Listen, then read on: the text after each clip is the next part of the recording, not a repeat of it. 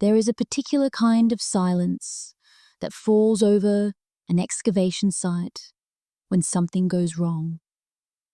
Not the comfortable silence of patient work, brushes against stone, the low thrum of a generator, the distant sound of wind over open ground. This is different. This is the silence that arrives when everyone has stopped, when eyes move toward the same point, and when the air itself seems to hold its breath.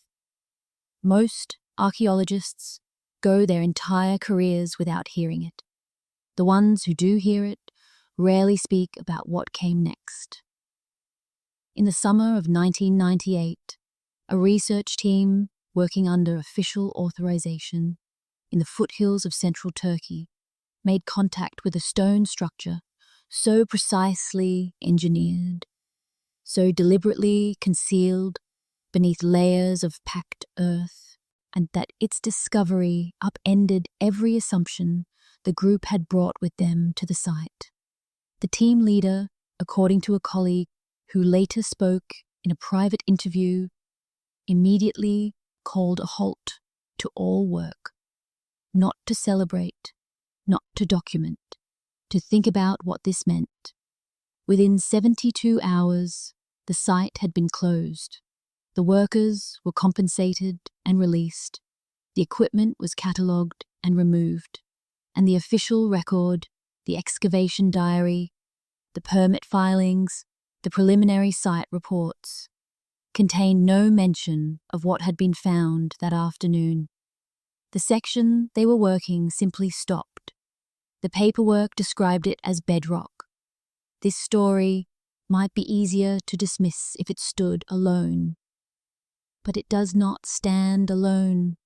It stands in a very long line, somewhere in the mountains of Romania, a location that researchers have referred to only as a point beneath the Bucci Plateau. Witnesses have described a chamber of impossible dimensions, sealed behind a wall of what appeared to be synthetic material, filled with objects that bore no resemblance to anything in the accepted archaeological record of the region.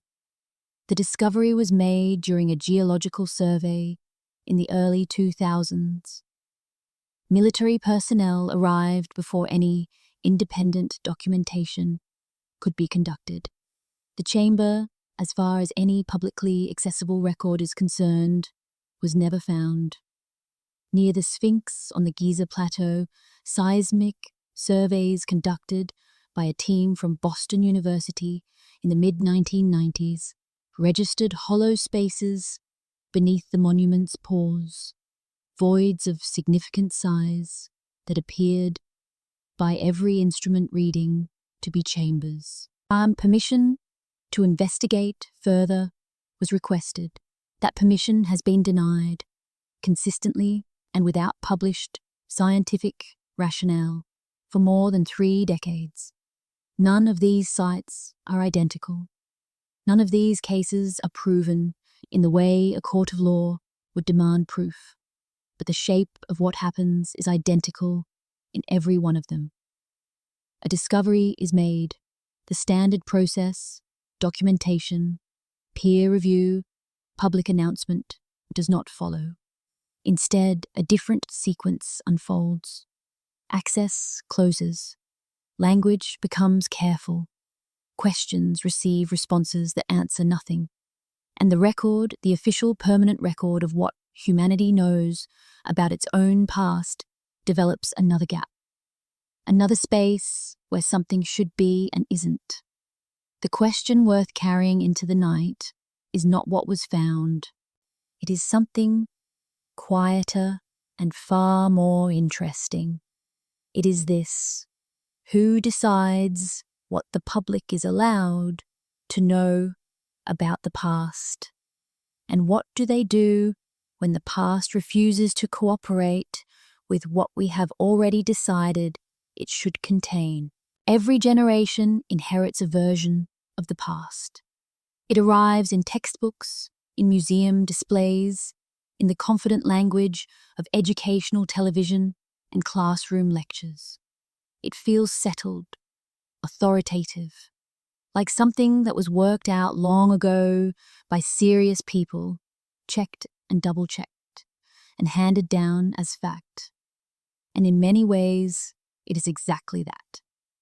But there is something those textbooks tend not to emphasize. How many times that settled, authoritative version has been completely wrong. Heinrich Schliemann was laughed at for most of his adult life. The city of Troy, he insisted, was not a myth. It was a real place. It existed. He had read Homer closely enough to believe that the geography was too precise, the detail too specific, for the story to be pure invention. And the academic establishment of the 19th century disagreed with polite contempt. Then Schliemann dug in what is now northwestern Turkey and found not one Troy, but nine layers of occupation stacked on top of each other across thousands of years, each one built on the ruins of the last. The city was real. It had always been real. The scholars who dismissed him were not stupid. They were operating within the limits of what the evidence, as they understood it, allowed them to believe. The Indus Valley civilization did not exist, officially, until 1921. Before that, the entire Indian subcontinent, prior to the arrival of the Indo-Aryans, was considered, by mainstream scholarship, to be essentially a blank, a region without significant urban development, without complex social organization, and without the infrastructure of civilization. Then excavations at Harappa revealed a city of extraordinary sophistication. Grid-planned streets, advanced sewage systems, standardized weights and measures, evidence of trade networks stretching across thousands of miles. A civilization of perhaps 5 million people had been living in the blind spot of established history.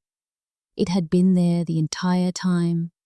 Göbekli Tepe is the most recent and perhaps most dramatic example. For most of the 20th century, the academic consensus held that organized human society, the kind capable of building monumental structures, maintaining complex religious traditions, coordinating large-scale labor, could not have existed before approximately 7,000 years ago. Then a Kurdish shepherd noticed an unusual stone in a field in southeastern Turkey, and a German archaeologist named Klaus Schmidt began to dig. What emerged from beneath that hill was a site of carved stone pillars arranged in deliberate circular patterns, featuring detailed relief, sculptures of animals, and abstract symbols, dated by multiple independent methods to approximately 9,600 years before the Common Era, 12,000 years ago. It rewrote the timeline so dramatically that it is still being fully absorbed by the discipline that found it. These are not fringe stories. They are the mainstream record of how our understanding of the past has evolved. And the pattern they establish is significant, not because it proves any particular alternative theory, but because it proves something more fundamental, that the map of human history has been wrong before, more than once, in ways that seemed impossible to the best qualified people of their time. If it was wrong before, the question of whether it might be wrong right now, not entirely, not in every detail, but in ways that matter, is not an unreasonable question. It is the only reasonable question. The pace of archaeological discovery has not slowed. Satellite imaging, ground-penetrating radar, deep-sea scanning, LiDAR technology that can strip away centuries of jungle growth and reveal the outlines of cities beneath. The tools available to modern researchers are more powerful than at any previous point in the history of the discipline. And yet the number of discoveries that reach the public, that make it through the institutional pipeline from site to press release to school curriculum, has not grown proportionally. The tools have expanded, the window has not. And in that gap between what is being found and what is being shared, something worth paying attention to is quietly taking shape. Pay close attention to the language used when a discovery vanishes. It is never dramatic. It is never the language of a door slamming or a curtain falling. It is something far more difficult to argue with because it sounds entirely reasonable at every single step. The artifact has been transferred to secure storage, pending further analysis. The site has been temporarily closed for preservation purposes.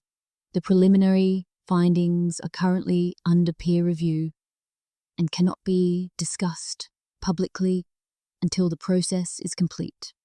The research funding has been reallocated to higher priority initiatives for the coming grant cycle. The lead researcher is unavailable for comment at this time. Each of these sentences, standing alone, is completely defensible. Artifacts should be stored carefully. Sites should be protected from damage. Research should undergo proper review before publication. Funding bodies have to make difficult choices. Researchers have to manage their time. None of these practices are sinister in isolation, but follow them in sequence, applied to the same discovery, at the same site, involving the same anomalous findings. And what you observe is not science. What you observe is a kind of institutional choreography whose end result is always the same. The finding becomes inaccessible, and then it becomes forgotten, and then it ceases, practically speaking, to exist. 3 cases illustrate this with particular clarity, though their details will be explored more fully later in this story. In the first, a physical object recovered from a geological formation was sent for laboratory analysis. Ye received a dating result that contradicted the accepted timeline of human presence in the region by several 100,000 years, was submitted by the laboratory to its institutional supervisors, and was subsequently reclassified as an anomalous natural formation without any new physical evidence to support the reclassification. The original dating report exists. The object does not publicly. In the second case, an excavation team filed a preliminary report documenting structural remains at a depth inconsistent with any known period of construction at that site. The report was logged. The excavation was ended. A follow-up report, filed 6 months later by a different team, made no mention of the original findings. In the third, a paper submitted to a major archaeology journal presenting genetic analysis of skeletal remains that raised significant questions about established population migration timelines was accepted into the peer review process, held for 11 months, and returned with the note that it was of insufficient interest to the journal's readership. No scientific objection was raised. The findings were deemed uninteresting. This is not the archaeology of discovery. It is what might be called the archaeology of silence, a practice not of hiding things exactly, but of allowing them to become invisible through the ordinary mechanisms of institutional life. No conspiracy is required. No meeting needs to be held. No directive needs to be issued. The system simply operates the way systems tend to operate. It protects its own coherence and anything that threatens that coherence is processed quietly into irrelevance. Before we examine what has been hidden, we must understand the machine that does the hiding, because the machine is older than you might expect, more sophisticated than it appears, and far more effective than any deliberate act of deception could ever be. Picture a river. It begins in mountains, fed by snowmelt and rainfall, moving with the momentum of everything above it toward the lower ground. Over centuries, human hands redirect it. A dam here, a channel there, a levee where it threatened to spill in the wrong direction. Each intervention is reasonable. Each one is made with a specific, defensible purpose. But follow the river long enough downstream, and you begin to notice that it no longer flows toward the ocean by any path it would naturally choose. It flows through a system, and the system was not built to serve the river. The river was reshaped to serve the system. This is, more or less, what has happened to archaeological knowledge. The institutions that govern what counts as legitimate historical truth were not built by people with sinister intentions. Peer-reviewed journals exist because unreviewed claims are often wrong, and a process of expert scrutiny, for all its flaws, produces better outcomes than no process at all. National heritage authorities exist because archaeological sites need legal protection from looting and uncontrolled development. University departments exist because knowledge needs to be organized, transmitted, and built upon across generations. International bodies, like UNESCO, exist because the protection of humanity's shared cultural heritage requires coordination across borders. Each of these institutions was created to serve knowledge. Each of them genuinely does serve knowledge, up to a point, the point at which they stop serving knowledge and begin protecting themselves is subtle. It does not announce itself. It does not arrive with a policy change or a meeting or a decision. It emerges from the internal logic of institutional survival. An institution survives by being credible. Its credibility depends on the credibility of what it has endorsed. If what it has endorsed turns out to be wrong, not slightly wrong, not wrong in a detail, but wrong in a way that requires rethinking the foundation, then the institution's credibility is threatened in proportion to the size of the error.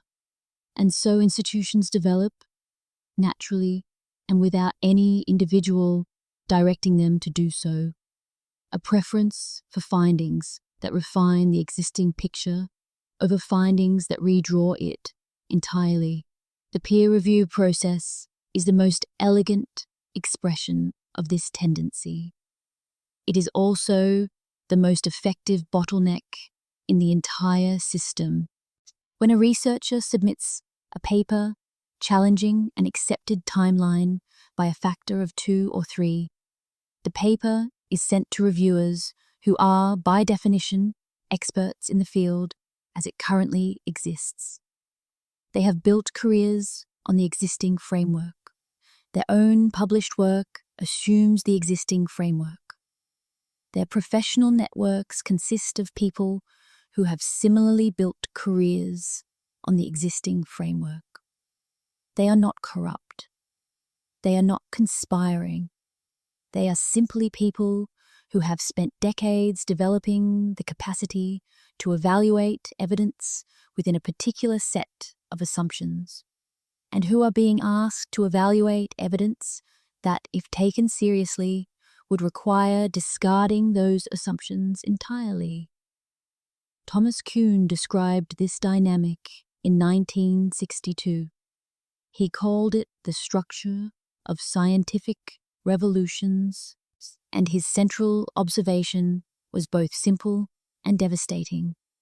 The people most qualified to evaluate a revolutionary finding are, precisely because of their qualifications, the least likely to accept it.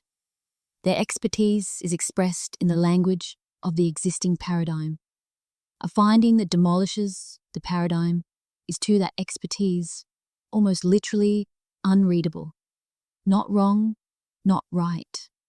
Unreadable. This creates what might be called paradigm gravity, the force that pulls every anomalous finding back toward the center of what is already accepted. It operates without malice. It requires no coordination. It is simply the natural behavior of systems that have achieved coherence and have a structural interest in maintaining it.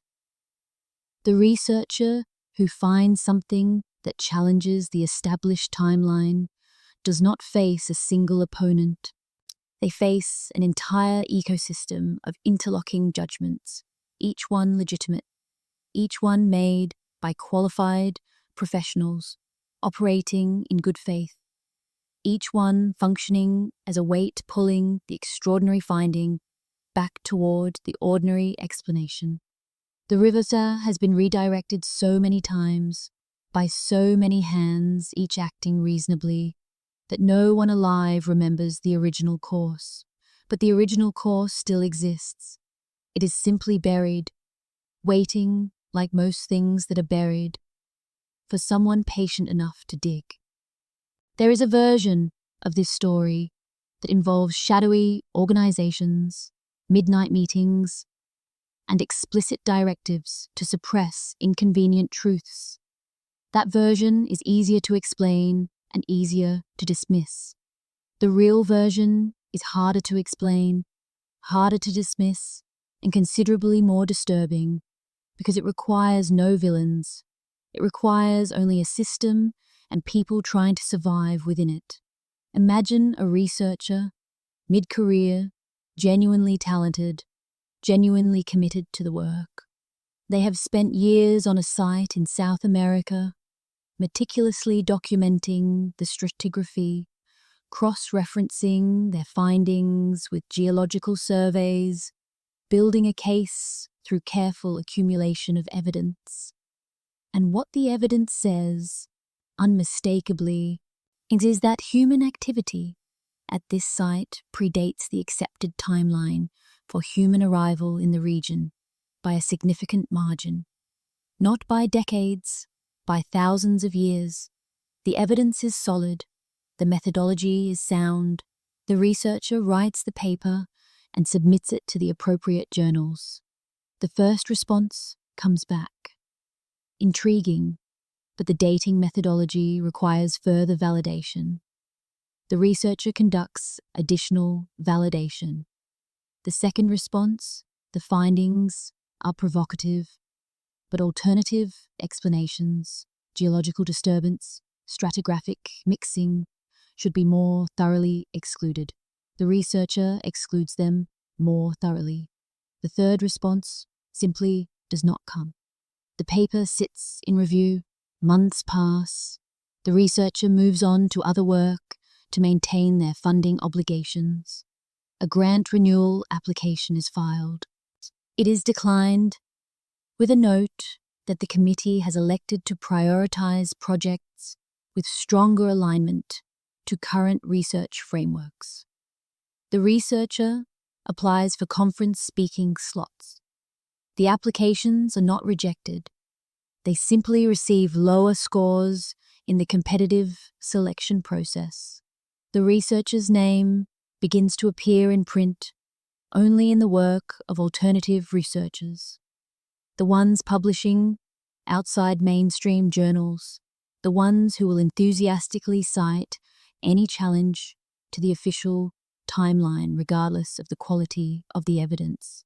This association, entirely beyond the researcher's control, further erodes their credibility within the institutions that control funding and publication. Eventually, a choice becomes unavoidable. Continue pursuing the finding and accept the professional consequences.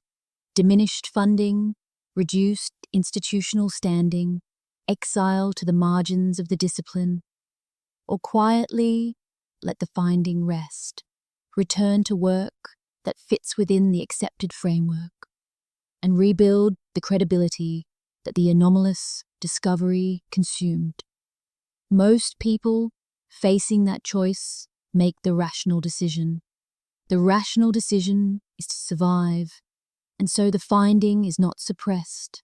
The finding is simply abandoned by the one person best qualified to pursue it, for entirely understandable reasons that the system itself created. The data on funding patterns makes this concrete. Research projects challenging established timelines in archaeology and anthropology receive grant funding at rates dramatically lower than projects that refine or extend the existing consensus. This is not because funding committees are dishonest. It is because funding committees operate within the same paradigm gravity as everyone else. They are evaluating proposals against the standard of what they already accept as plausible, and proposals that require discarding that standard face an almost insuperable credibility deficit before a single shovel enters the ground. What is particularly striking when you trace the history of significant challenges to the official timeline is who has actually mounted them. The most consequential revisions have not come from career archaeologists working within the mainstream establishment. They have come from geologists, from engineers, from biologists, people whose training gave them the tools to read the physical evidence, but whose careers were anchored in different disciplines, and who therefore had less to lose. The challenge to the age of the Sphinx came from a geologist. The analysis of anomalous megalithic construction techniques came from engineers. The most rigorous documentation of out-of-place artifacts came from someone trained in philosophy and the history of science. The outsiders, precisely because they were outside, could afford to see what the insiders, precisely because they were inside, could not. There is a practice in archaeology, perfectly legal, widely employed, entirely unremarkable within the profession, called site nationalization. When a government determines that an archaeological site is of sufficient national significance, it can assume legal control over all excavation activities, all research permissions, all publication of findings, and all access by foreign researchers. The practice exists for legitimate reasons. Archaeological sites have been looted, damaged, and exploited by foreign interests throughout the colonial period and beyond. National governments have every right to protect their cultural heritage from extraction. The principle is sound. The problem arrives in the application, because the same mechanism that protects a site from a looter also protects it from a scientist. The same authority that denies access to a treasure hunter also denies access to an independent researcher who wants to verify a finding that the governing authority finds uncomfortable. And in several of the world's most archaeologically significant locations, the governing authorities have interests that extend well beyond the protection of physical artifacts. They have national narratives to maintain. They have foundational mythologies that are inseparable from political legitimacy. And when a discovery threatens those narratives, the mechanism of national control becomes, without anyone having to direct it to, a mechanism of suppression. Egypt is the most documented case. the Egyptian Ministry of Antiquities, now renamed the Ministry of Tourism and Antiquities, a rebranding that did not alter its access policies, has maintained, for more than 30 years, a consistent policy of denying research permissions that might produce findings inconsistent with the standard Egyptological timeline. Requests to conduct independent drilling beneath the Sphinx, to perform seismic surveys beneath the plateau, to access subsurface chambers identified by ground-penetrating radar, have been denied repeatedly and without published scientific justification.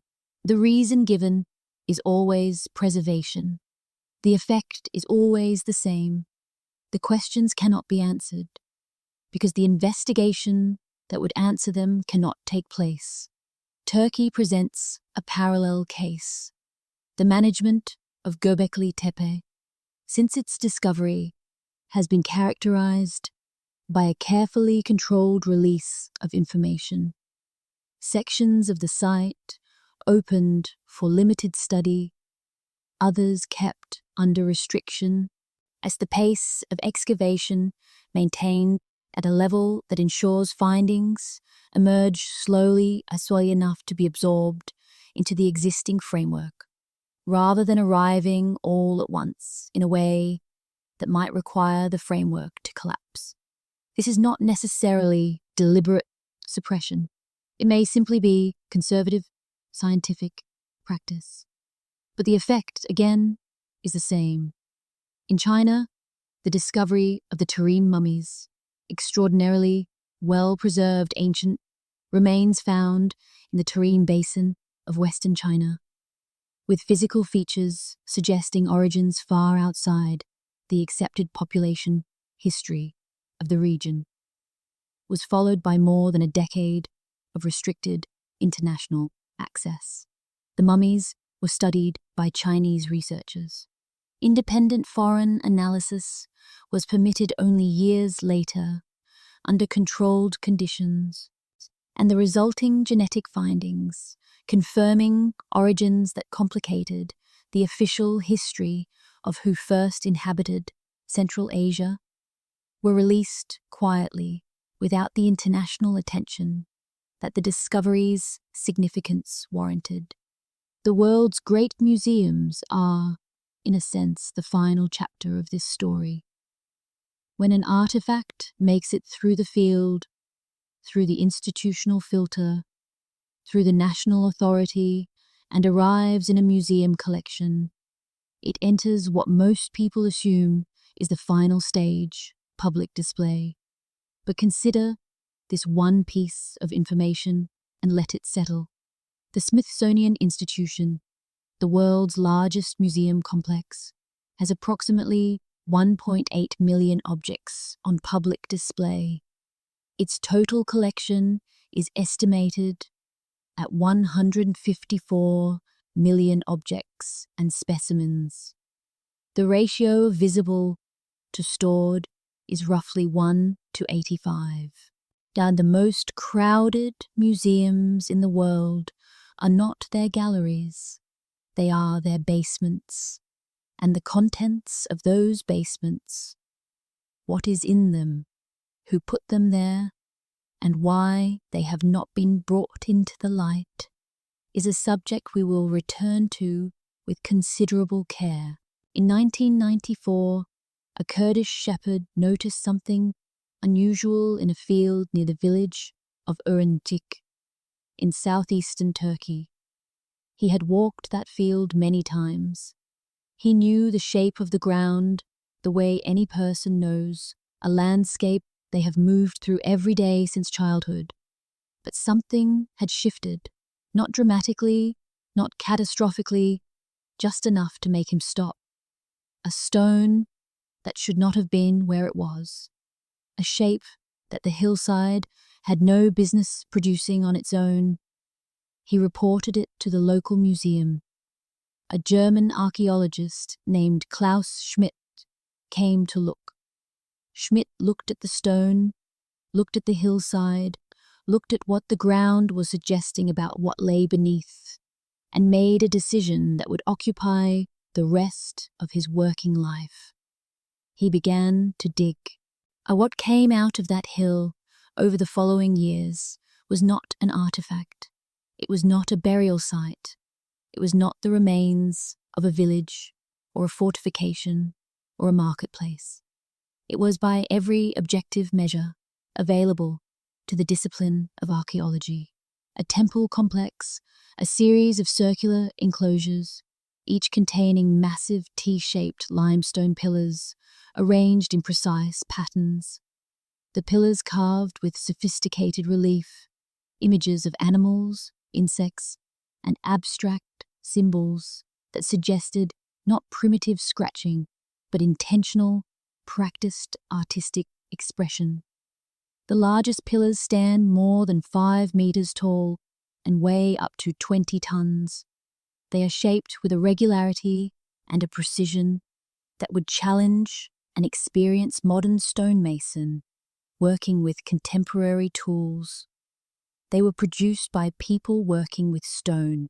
Share the date attached to Göbekli Tepe by every independent analysis ever conducted on the site, using radiocarbon dating, the dating of organic material found in the fill around the pillars, and the stratigraphic evidence of the site's construction sequences, is approximately 9,600 years before the Common Era, 11,600 years ago, 7,000 years older than Stonehenge, 6,000 years older than the first Egyptian pyramid, more than 5,000 years older than the wheel, the plough, the written word, or any other artifact we have traditionally associated with the emergence of organized civilization. The official explanation is that hunter-gatherers built it, and that phrase, hunter-gatherers, contains within it a picture that is worth examining very carefully. A hunter-gatherer, in the traditional archaeological definition, is a person without settled residence, without agriculture, without the surplus food production that allows a portion of a society's population to be freed from immediate subsistence labor. The conventional wisdom holds that without surplus there is no specialization. Without specialization, there is no architecture. Without architecture, there are no monuments. The logic is tight. It was, for most of the 20th century, considered airtight. To build Göbekli Tepe would have required, at minimum, a labor force capable of quarrying, shaping, and transporting 20-ton limestone blocks over distances of up to half a kilometer. A management structure sophisticated enough to coordinate that labor across what appears to have been a construction period of several generations. Say symbolic and religious tradition complex enough to motivate and organize that coordination over time, and a knowledge transmission system capable of maintaining the design intent of the project across the deaths and births of multiple generations of workers. None of these requirements are compatible with the traditional definition of hunter-gatherer society. Every one of them implies a level of social complexity that the accepted timeline insists could not have existed at that date. And then there is the detail that almost never appears in the popular accounts. Göbekli Tepe was not abandoned. It was not destroyed by war or natural disaster. At some point, around 8,000 years before the Common Era, someone made a decision, a deliberate, organized, sustained decision, to bury it. To thousands of tons of earth and debris were carried to the site and used to fill in the enclosures, covering the pillars completely. The burial was so thorough that it preserved the site almost perfectly for 12 millennia. But it raises a question that the official literature has never satisfactorily answered. Who buries a cathedral? What kind of knowledge, what kind of understanding of time and consequence leads a civilization to bury its most sacred monument rather than rebuild it, rather than expand it, rather than simply leave it standing? Someone knew something we do not know. They acted on that knowledge. And then they were gone. Baalbek sits in the Bekaa Valley of what is now Lebanon, and it is the kind of place that makes engineers go quiet. Not because of the Roman temples that crown the site, magnificent though they are, but because of what lies beneath them. Specifically, because of the platform the Romans built their temples on, and the stones that form the base of that platform, and the question of how those stones arrived at the place where they now sit. The three largest stones in the lower foundation course of the Baalbek platform are known as the trilithon. Each one is approximately 19 meters long, 4 meters high, and 3.5 meters wide. They are hewn from a limestone quarry located approximately 1 kilometer from their current position. Geologists have estimated the weight of each stone at between 800 and 900 tons. They are not the largest stones at Baalbek.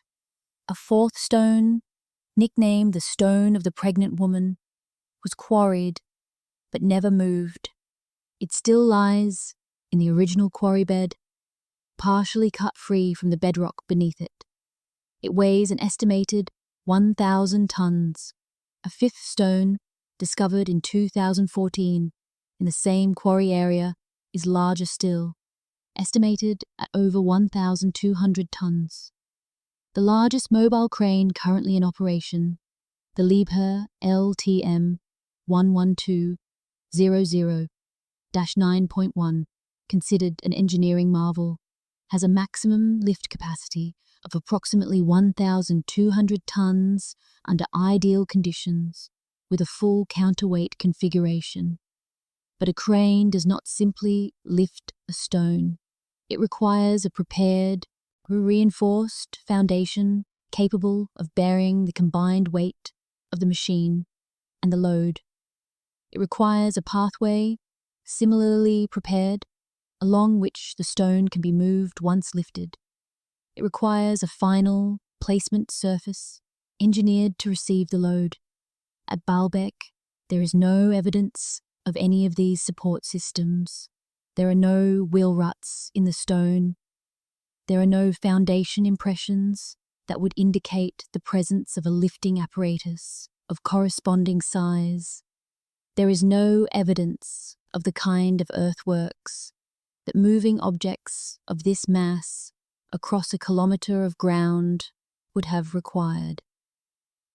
Modern engineers who have studied Baalbek in detail, not fringe researchers, but structural engineers with conventional credentials who approach the site with professional curiosity, have consistently reached the same uncomfortable conclusion. They cannot explain how this was done.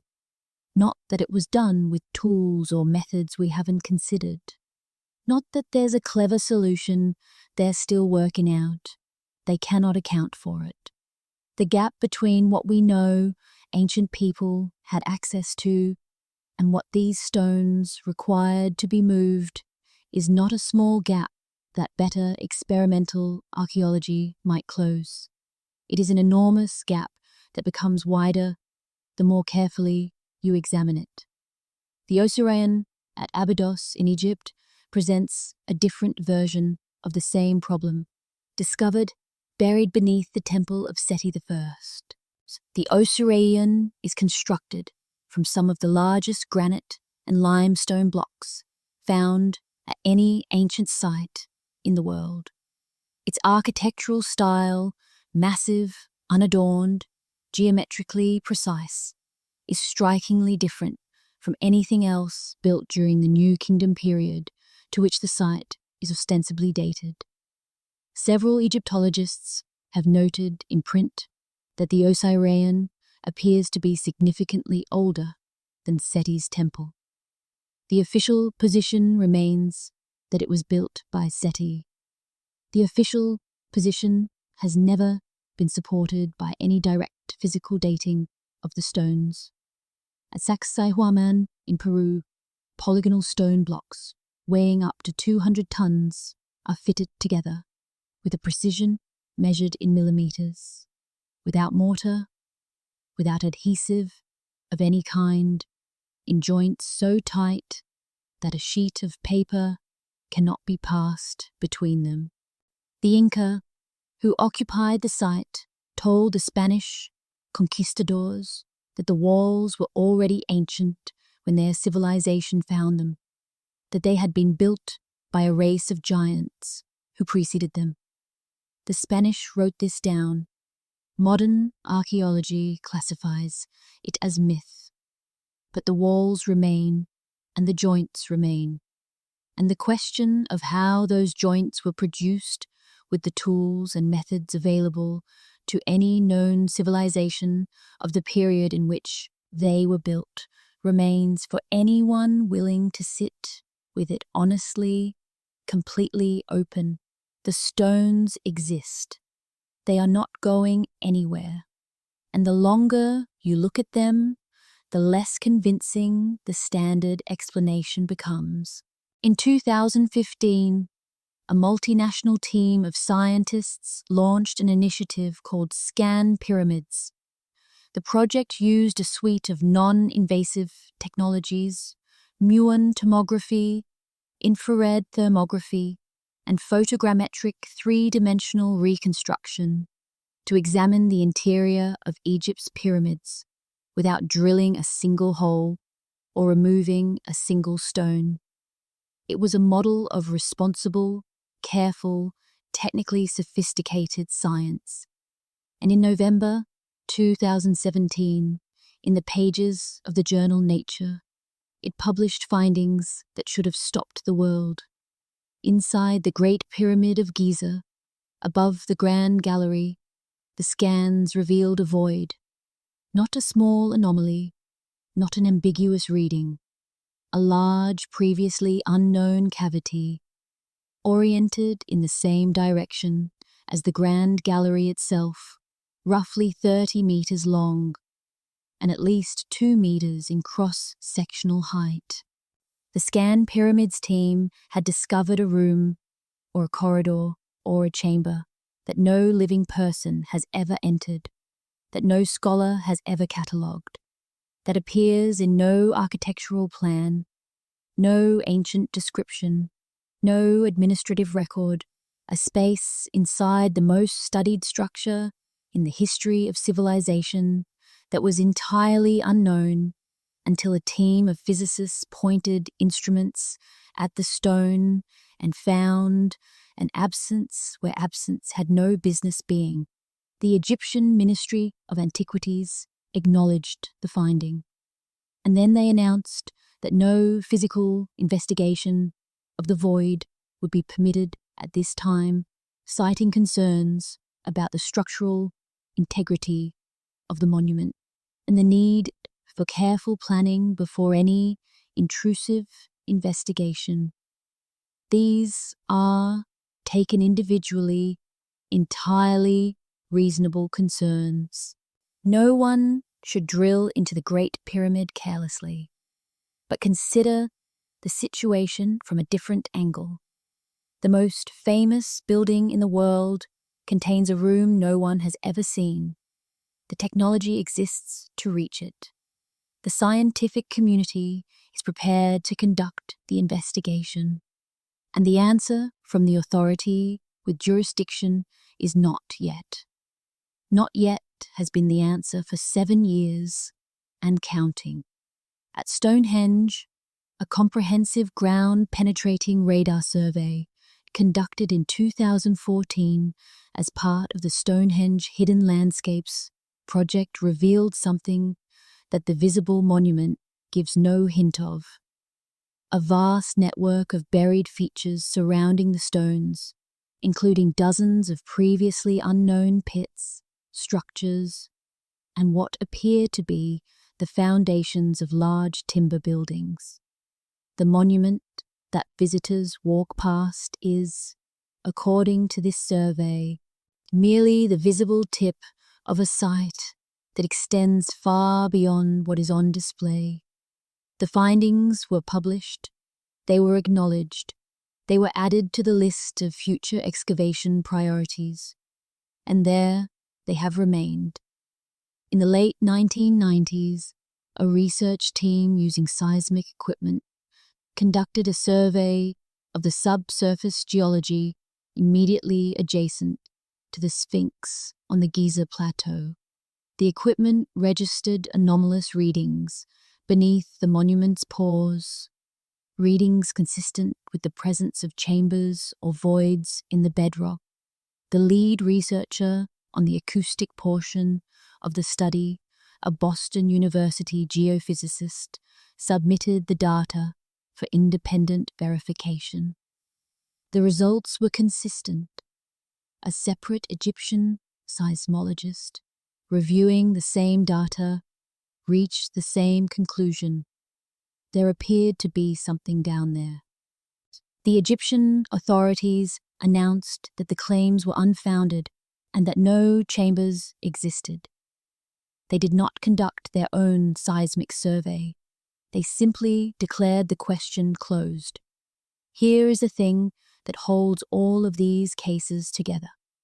In each one, the evidence for the hidden space or the anomalous chamber does not come from a conspiracy theorist or a treasure hunter.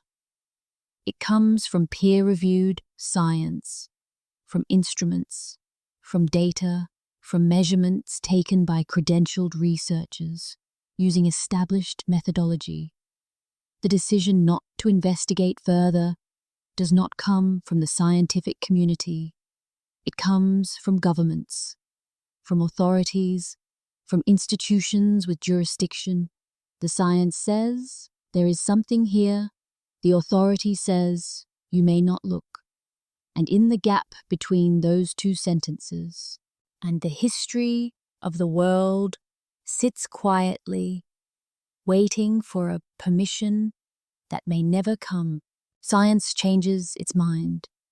This is not a weakness. It is the defining strength of the scientific method, the willingness to revise a conclusion in light of new evidence. Every discipline has a history of corrections, of findings that were updated or overturned as better data or better tools became available. Archaeology is no different. Reclassification, the process of revisiting the categorization of a discovered object when new information warrants it, is entirely standard. It is how knowledge improves. The question worth sitting with is not whether reclassification happens. It is what drives it. New data is one driver, professional convenience is another.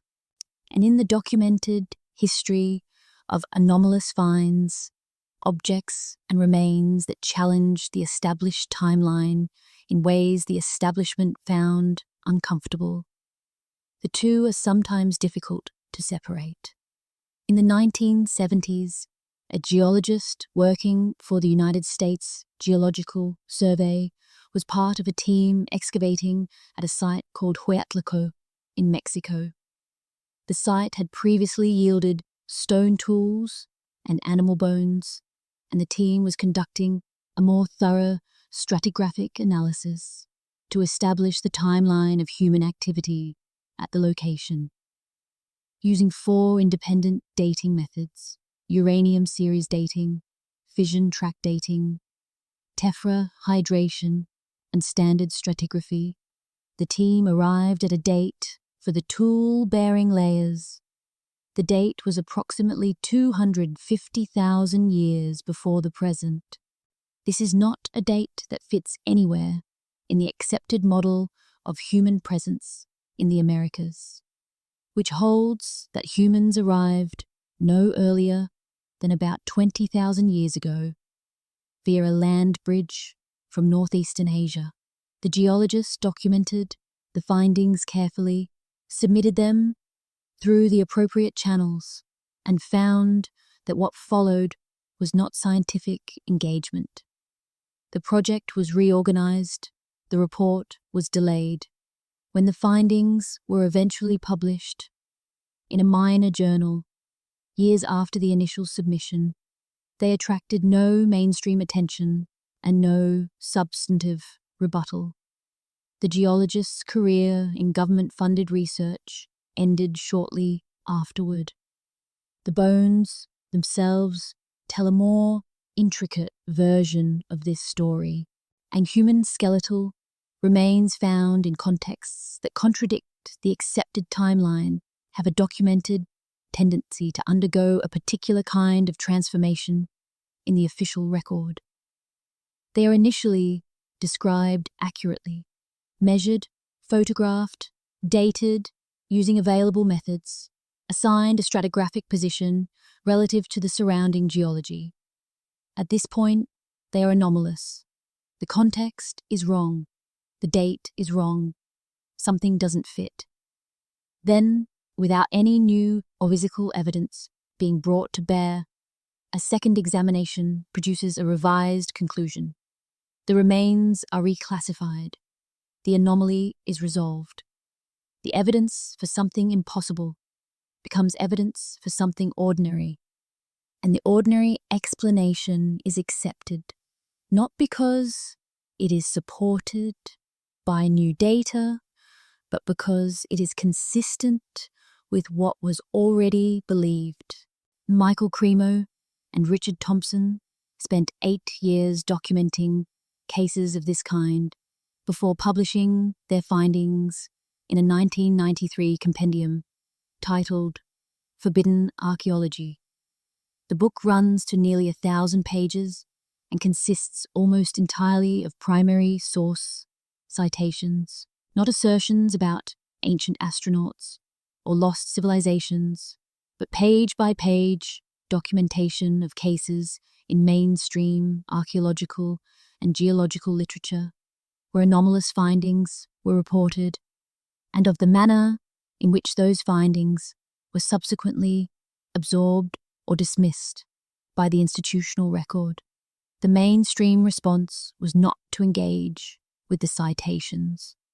It was to dismiss the authors as not credentialed archaeologists, to note that the book had been published with support from a Vaishnava religious organization, and to decline to address the specific cases documented within it.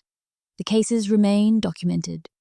The dismissal remains without scientific basis, and the pattern they describe, find, report, revise, forget, has not changed in the decades since the book appeared.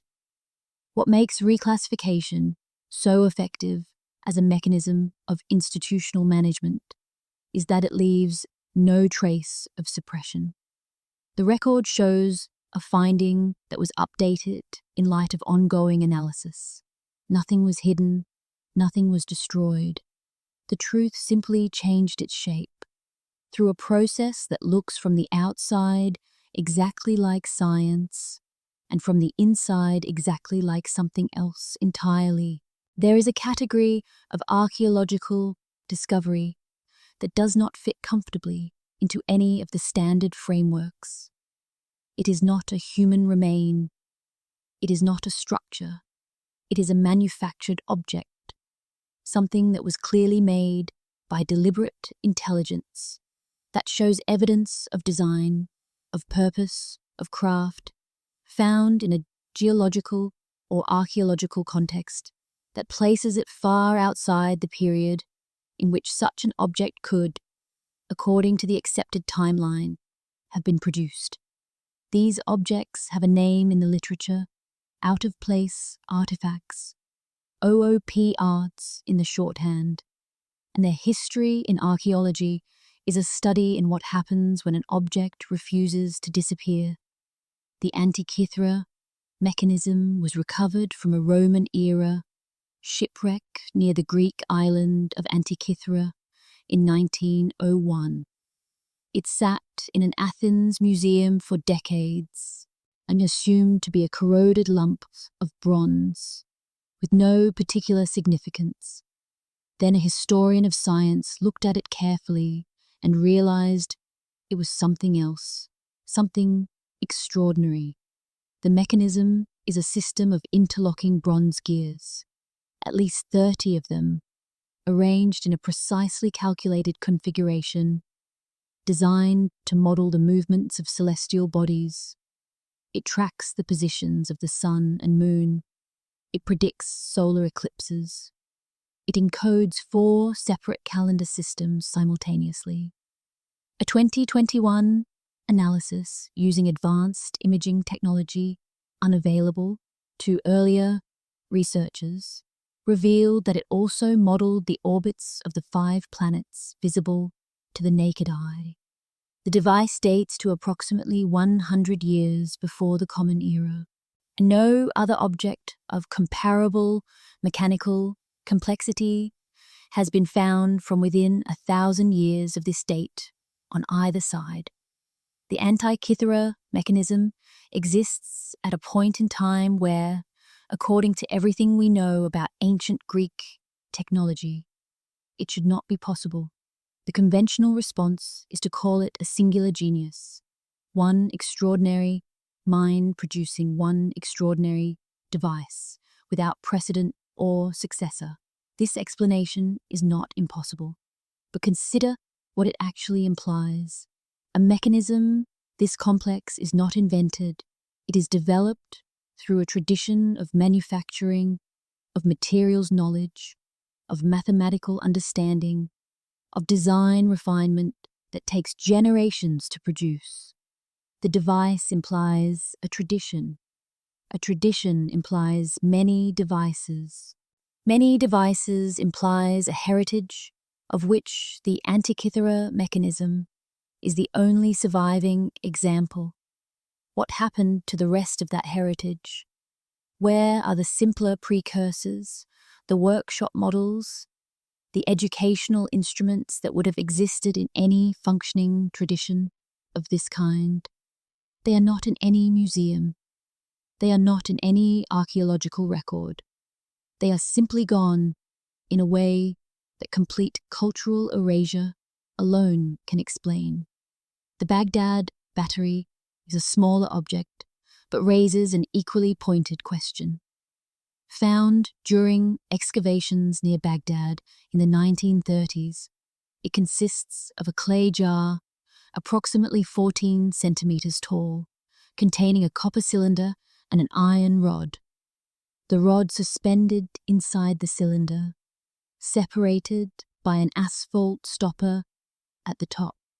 When the jar is filled with an acidic liquid, vinegar, lemon juice, and grape juice, any of several substances that would have been available in ancient Parthia, it generates a small electrical current.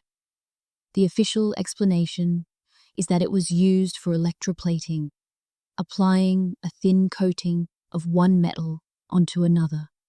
This explanation is consistent with the object's function. It is also consistent with the existence, at several ancient sites in the region, of gold and silver objects that appear to have been electroplated rather than gilded or leafed. These objects should not exist in a world where electricity is a 19th century discovery. They do exist, and the battery that may have produced the current that plated them was sitting in a box in a Baghdad antiquities store, classified as a storage vessel, for years before anyone examined it closely enough to understand what it was. These objects are not proof of ancient advanced civilization. They are proof that the picture of ancient capability we have constructed is incomplete in ways we have not fully accounted for. Something made these objects. We know what they are. We do not know what tradition produced them. or where the rest of that tradition went. And those two absences, in a discipline that prides itself on filling absences, deserve more attention than they have received. In 1928, Peruvian archaeologist Julio C. Tello conducted excavations at a burial site on the Paracas Peninsula on Peru's southern coast. What he found in the sand and rock of the Peruvian desert were human remains that he immediately understood to be significant, not because of the objects buried with them, not because of the ritual arrangement of the graves, but because of the physical form of the skulls themselves. The skulls of the Paracas were elongated, dramatically so. Their cranial volume, in many cases, was substantially larger than that of a modern human skull. Their shape, extending backward and upward from the rear of the cranium, was unlike any known natural variation in human skull morphology.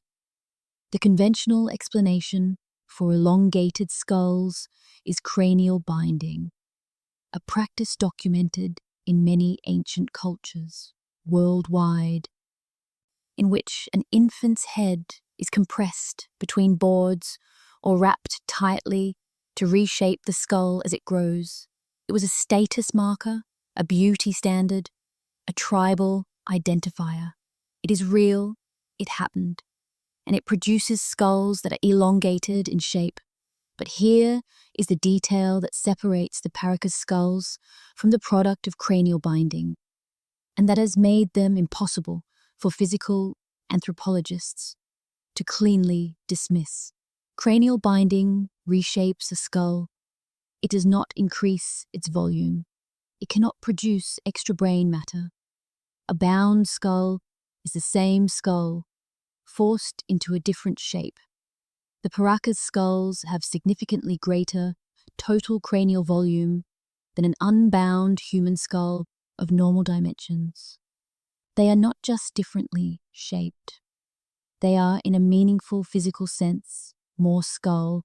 A normal human skulls consist of 3 major bones fused at joints called sutures. The parietal suture, a seam running across the top of the skull, is present in every human being. It is as fundamental to human skull anatomy as any other feature.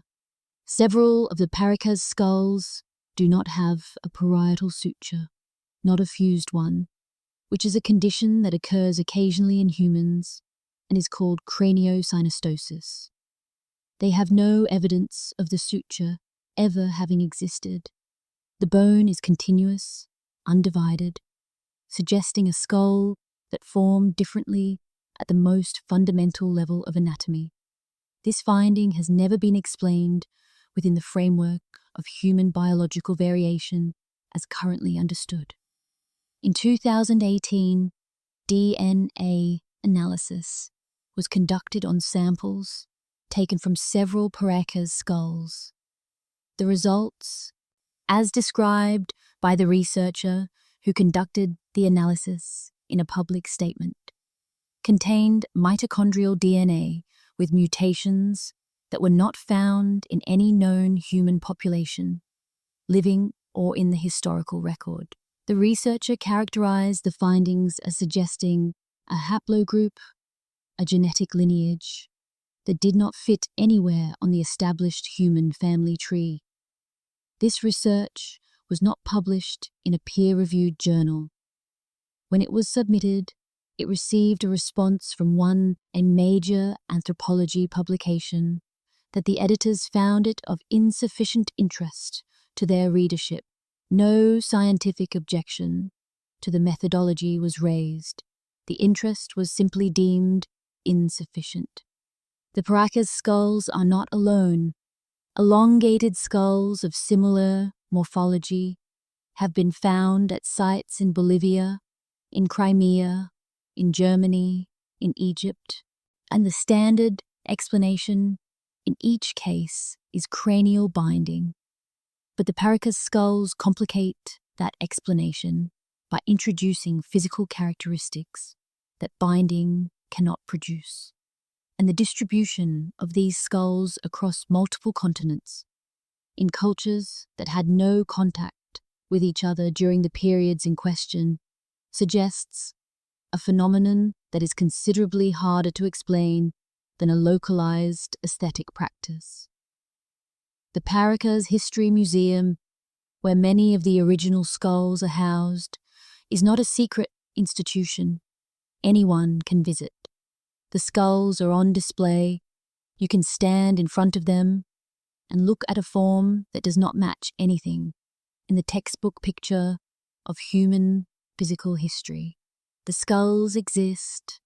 The question of what they mean is the one that, for reasons that should by now be familiar, has proven remarkably difficult to pursue through normal scientific channels. In 1963, a resident of the Nevşehir province in central Turkey was renovating his home. He knocked through a wall in his basement, a routine act of construction, and found darkness on the other side. Not the darkness of a small cavity or an old cellar. A tunnel. He put a light into it, and the light reached nothing. The tunnel went on. He told the local authorities. They sent someone to look. The someone who looked at that tunnel eventually walked down 18 levels of hand-carved rock through a network of chambers and corridors and storage areas and living spaces that extended so far below the surface that the daylight above became effectively mythological. He had not found a tunnel. He had found a city. Then the underground city of Derinkuyu is carved entirely from volcanic rock, a soft stone called tuff that can be worked with relatively simple tools, but hardens significantly when exposed to air. This geological property made it ideal for underground construction. Easy to carve, durable once shaped. The city uses this property across 18 known levels, descending to a depth of approximately 85 meters.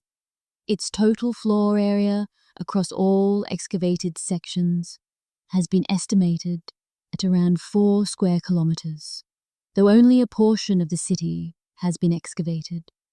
The rest remains below the current reach of archaeologists. What the excavated sections contain is extraordinary in its completeness. Stables for livestock, with stone rings still embedded in the walls to tether animals. Wineries and oil presses, storage areas sized for long-term food preservation. Schools, identified by the presence of study niches carved into the walls. Chapels with barrel-vaulted ceilings. Ventilation shafts, more than 15,000 of them, ranging from small air channels in the walls to central shafts that run the full depth of the complex, distributing fresh air to every level with an efficiency that required a sophisticated understanding of air pressure and thermal dynamics. Rolling stone doors, wheel-shaped discs of stone, each weighing approximately half a ton, designed to seal corridor openings from the inside. The design of this city was not primarily defensive in the way a fortress is defensive. It was designed for a community to live underground, completely for an extended period of time, sealed against whatever existed above. The ventilation system alone deserves more attention than it receives. For 15,000 shafts to distribute air effectively across 18 levels requires not just engineering skill, but a formal understanding of how air flows through enclosed spaces under varying pressure conditions, an understanding that would not be formally described in Western science until the early modern period. Whoever designed Derinkuyu knew how air behaved They built with that knowledge, deliberately and at massive scale. The system works. It worked for an estimated population of around 20,000 people, along with their animals and stored food, across a period of occupation that the available dating evidence suggests extended for a very long time.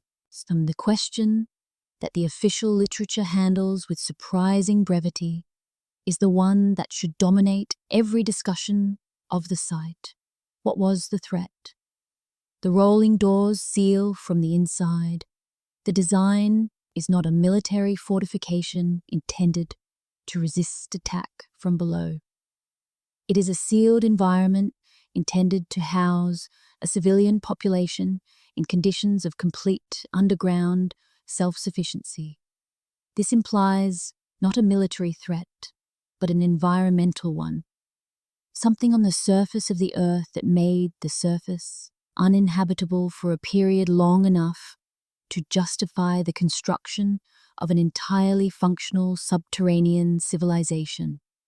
The dating of the original construction is estimated at between 7 and 10,000 years ago, a period that corresponds with uncomfortable precision to a time of dramatic global environmental change. Following the end of the last ice age and the catastrophic flooding events associated with rapidly rising sea levels, 20 kilometers from Derinkuyu, a second underground city of comparable size lies at Keimakli. The two are connected by a tunnel, and Derinkuyu and Keimakli are two of approximately 200 similar underground complexes that have been identified in the Cappadocia region. The majority of them have never been fully excavated. The oldest institution in the Western world sits on top of some of the most historically significant ground ever occupied by human civilization. The Vatican, on the right bank of the Tiber River in Rome, occupies a hill that was considered sacred long before Christianity arrived. A place where pagan temples stood, where ancient Romans buried their dead, where the city's oldest traditions of religious practice took root before the faith that now claims the site was born. The ground beneath Vatican City is, by any archaeological standard, extraordinary. What lies beneath it is, by the same standard, largely inaccessible. The Vatican necropolis, sometimes called the scavi, from the Italian word for excavations, was discovered in 1939 when workers conducting construction in the grottos below St. Peter's Basilica broke through into an ancient burial ground. The Pope of the time authorized a careful excavation conducted under conditions of extreme restriction. The workers were required to sign oaths of silence. Foreign scholars were excluded, and the findings were not published publicly until 1951, more than a decade after the work began. The necropolis they found was of exceptional richness, a street of mausoleums from the 1st and 2nd centuries of the Common Era, containing a mixture of pagan and early Christian burials, preserved in extraordinary condition. At the far end of the excavated area, beneath the main altar of the basilica, a tomb was identified as the burial site of the Apostle Peter. This is the foundation, literally and figuratively, on which the authority of the institution above it rests. The full content of the necropolis has never been independently verified. The excavation was conducted by Vatican archaeologists. The report was written by Vatican scholars. The access available to independent researchers is limited and carefully controlled. This is not unusual for a site beneath an active place of worship. It is, however, unusual for a site of this historical significance In an era when the standards of open scientific inquiry are theoretically universal. The Vatican Apostolic Archive, the successor name to what was, for centuries, called the Vatican Secret Archive, contains approximately 85 kilometers of shelving across multiple levels of underground storage. The rebranding in 2019 was accompanied by a modest expansion of academic access. Qualified researchers with institutional credentials and a demonstrated scholarly purpose can now apply for permission to consult specific documents. The archive's total holdings span 12 centuries. The fraction that has been formally catalogued for external inquiry is a small portion of the whole. The fraction that has been digitized and made publicly accessible is smaller still. None of this proves that anything is being hidden.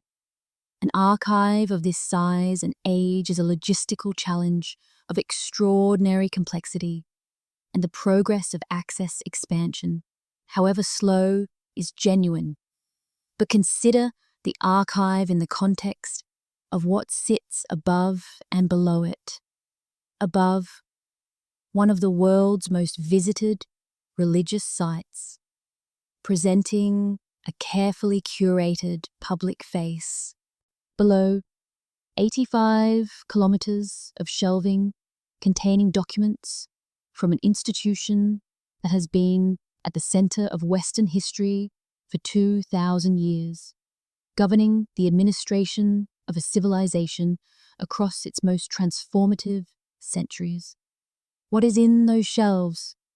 Mostly administrative records, theological correspondence, papal communications, property records, financial documents, the mundane paperwork of governance across centuries, but also, certainly, correspondence with every significant political and intellectual figure in the Western world across a millennium and a half.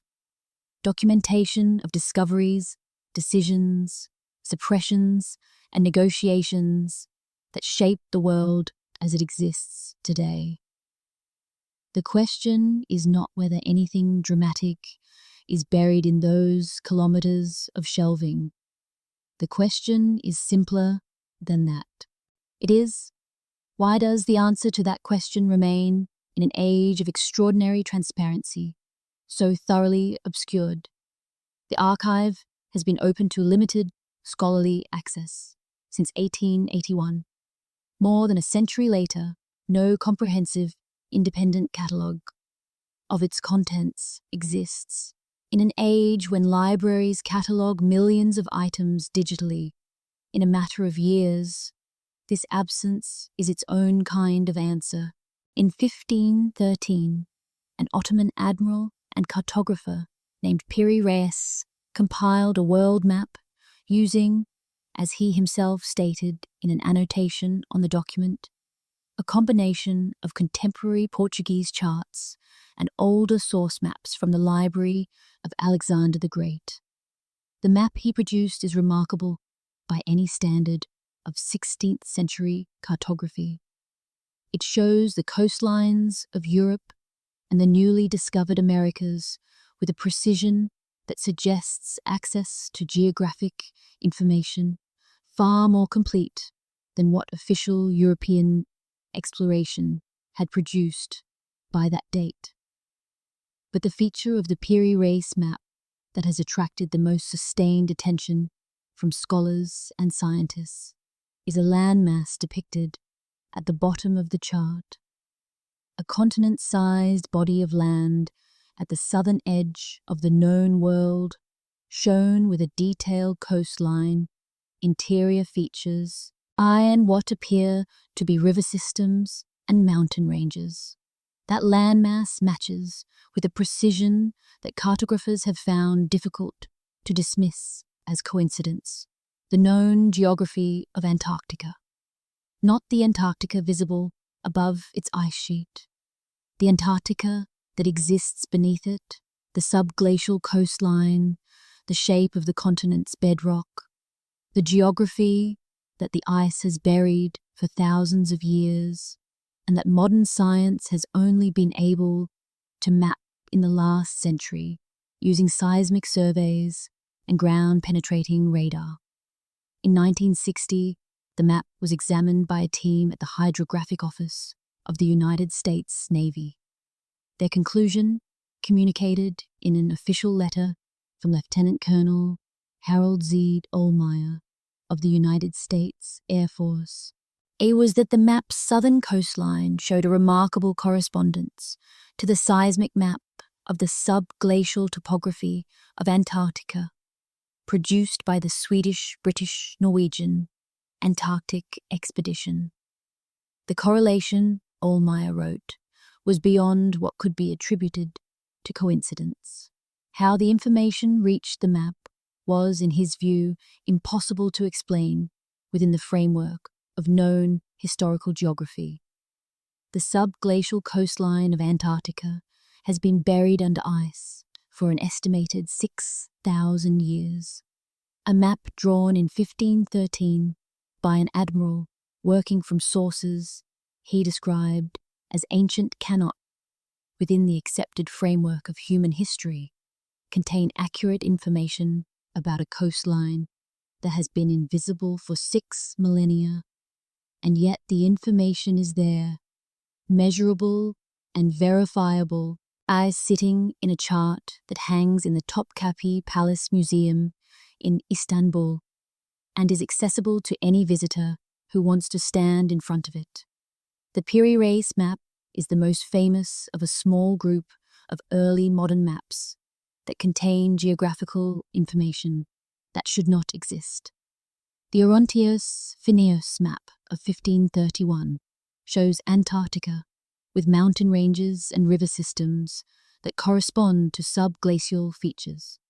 The Buysch map of 1737 depicts Antarctica divided into 2 landmasses by an interior channel, a configuration that matches the subglacial geography and diverges from the ice surface topography that any 18th century explorer would have observed. The maps are different. The anomaly is the same. Each one contains information about a geography that at the time of its composition should have been impossible to know. The conventional response to these maps is that the similarities are either coincidental or the result of imaginative interpolation. Ancient cartographers filling in blank spaces with educated guesses that happen to approximate reality. This is possible, but the precision of the correspondence, particularly in the Piri Reis case, goes beyond what educated guessing can comfortably explain. A guess that produces a shoreline accurate enough for a United States Air Force analysis to find measurable correlation with a modern seismic survey is not a guess in any normal sense of the word. It is either extraordinary luck or it is knowledge. And if it is knowledge, then the question of where it came from is one of the most important questions in the history of human civilization. There are objects that become more remarkable the more carefully you look at them. The Antikythera mechanism is one of these objects. When it was pulled from a Roman-era shipwreck near the Greek island of Antikythera in 1901, it was logged as a corroded lump of bronze, unremarkable, attributed to the general cargo of a ship that had been carrying statues, pottery, coins, and various goods of the ancient Mediterranean trade. It sat in the National Archaeological Museum in Athens for decades, receiving occasional examination from scholars who suspected it was something interesting, but could not determine what. Then, in the 1950s, a historian of science named Derek de Sola Price looked at it with X-ray equipment and described what he found as something that, in his words, should simply not exist. The mechanism contains a minimum of 30 interlocking bronze gears. precisely cut with teeth at calculated intervals, arranged in a configuration that encodes the mathematical relationships governing the movements of the sun, the moon, and, as a landmark 2021, analysis using advanced computational tomography revealed all 5 planets visible to the naked eye. It tracks the synodic month, the period between successive new moons, to a precision of better than 1 part in 40,000. It predicts solar eclipses using an encoding of the Saros cycle, an 18-year pattern of eclipses discovered by Babylonian astronomers. It tracks the 4-year cycle of the Pan-Hellenic Games. It encodes the Egyptian civil calendar alongside the Greek lunisolar calendar. It is, by every meaningful measure, a computing device, a physical model of the solar system, mechanically expressing the mathematical relationships between celestial bodies in a form that could be operated and read by a user. Its date of construction is estimated at approximately 100 to 60 years before the Common Era. Nothing of remotely comparable mechanical complexity appears in any archaeological record from any culture for at least 1,000 years before this date and several hundred years after it. It exists at a point in time where, according to the established history of technology, it is simply not possible. The standard explanation is that it represents the work of a single exceptional genius, an inventor of extraordinary talent, who produced, in isolation, a device that no one before or after could replicate. This is not scientifically invalid. Exceptional individuals do exist, and history sometimes contains technological singularities. But a device of this complexity does not emerge from an individual mind without precedent. It requires materials knowledge, the understanding of bronze alloys stable enough to maintain gear tooth precision. It requires manufacturing tools precise enough to cut the gears. It requires a mathematical tradition sophisticated enough to encode the calculations.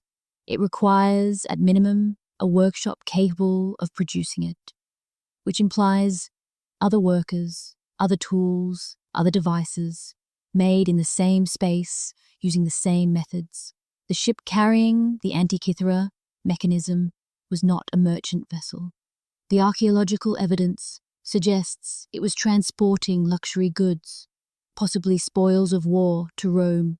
Among its cargo were multiple bronze statues of extraordinary quality, objects that require the same level of skill and the same foundry traditions as the mechanism itself. If this ship was carrying one extraordinary bronze object, it is reasonable to ask what other extraordinary objects it might have been carrying that have not survived the 2,000 years of saltwater burial, or that were recovered but not recognized for what they were.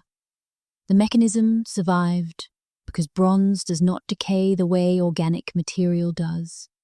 It survived because the wreck was deep enough to be undisturbed. It survived because someone eventually looked at the corroded lump with sufficient care to understand what it was. For every object that survived through this particular chain of unlikely circumstances, how many others did not? The tradition that produced the Antikythera mechanism was not a secret. It was a practice, a body of knowledge, a craft tradition, a technical heritage. That heritage has vanished from the historical record so completely that one corroded lump in an Athens museum is its only surviving trace. The disappearance of an entire technological tradition is not a small mystery. It is one of the most significant unsolved problems in the history of science. Electricity, in the modern understanding, was discovered in the 18th century. The theoretical framework was developed by a sequence of European scientists, Franklin, Volta, Faraday, Maxwell, across roughly 150 years of systematic investigation. The first practical application of electrical current for lighting came in the 1870s. This is the received timeline. It is supported by an enormous body of documented research, experimental records, and technological development. It is not a story that leaves room for electricity in antiquity. And then there are the anomalies. The Baghdad battery, found at a dig site near the ancient city of Ctesiphon in modern-day Iraq in the 1930s, is a clay jar approximately 14 centimeters tall. Inside the jar sits a copper cylinder, sealed at the bottom with a copper disc and at the top with an asphalt stopper. Through the center of the stopper, an iron rod extends downward into the interior of the copper cylinder without touching its walls. When the jar is filled with an acidic liquid, any of several substances available in ancient Parthia, the civilization that produced the object, dated to approximately 250 BCE. It generates a measurable electric current. The object is a galvanic cell. It is a battery in the functional sense of the word. The mainstream explanation for its purpose is electroplating, using a weak electrical current to deposit a thin layer of one metal onto a surface of another. This explanation is supported by the existence, at several ancient Middle Eastern sites, of metallic objects that appear to have been electroplated with gold or silver rather than gilded or leafed. If the explanation is correct, it means that ancient Parthian craftspeople were using electrical current for practical manufacturing purposes more than 2,000 years before the principle was formally understood by Western science. The object is displayed in the Iraqi Museum in Baghdad. It is classified as a curiosity. The implications of its function for our understanding of ancient technological knowledge have received remarkably little formal investigation. The acoustic architecture of ancient sacred spaces tells a different kind of technological story, one involving not electricity but sound, and the deliberate engineering of its effects on the human brain. The hypogem of Hal Saflieni, a subterranean temple complex in Malta, dated to approximately 3,600 BCE, contains a chamber known as the Oracle Room. The ceiling of this chamber has been precisely shaped. Research has established that the shaping was deliberate to produce a resonant frequency of approximately 110 Hz when a male voice speaks within it. The significance of 110 Hz is not acoustic alone. Neurological research, published in peer-reviewed journals by archaeoacoustician Igor Reznikov and others, has established that this specific frequency triggers measurable responses in the human brain, altering the balance of activity between the left and right hemispheres in ways that induce altered states of consciousness, feelings of awe and disorientation, and enhanced receptivity to suggestion or belief. The people who built the hypogem knew this. They shaped the stone to produce this effect deliberately. The knowledge of how sound interacts with the human nervous system, which modern neuroscience has only formally described in the past few decades, was being applied practically by Mediterranean architects 60 centuries ago. Newgrange in Ireland presents yet another dimension.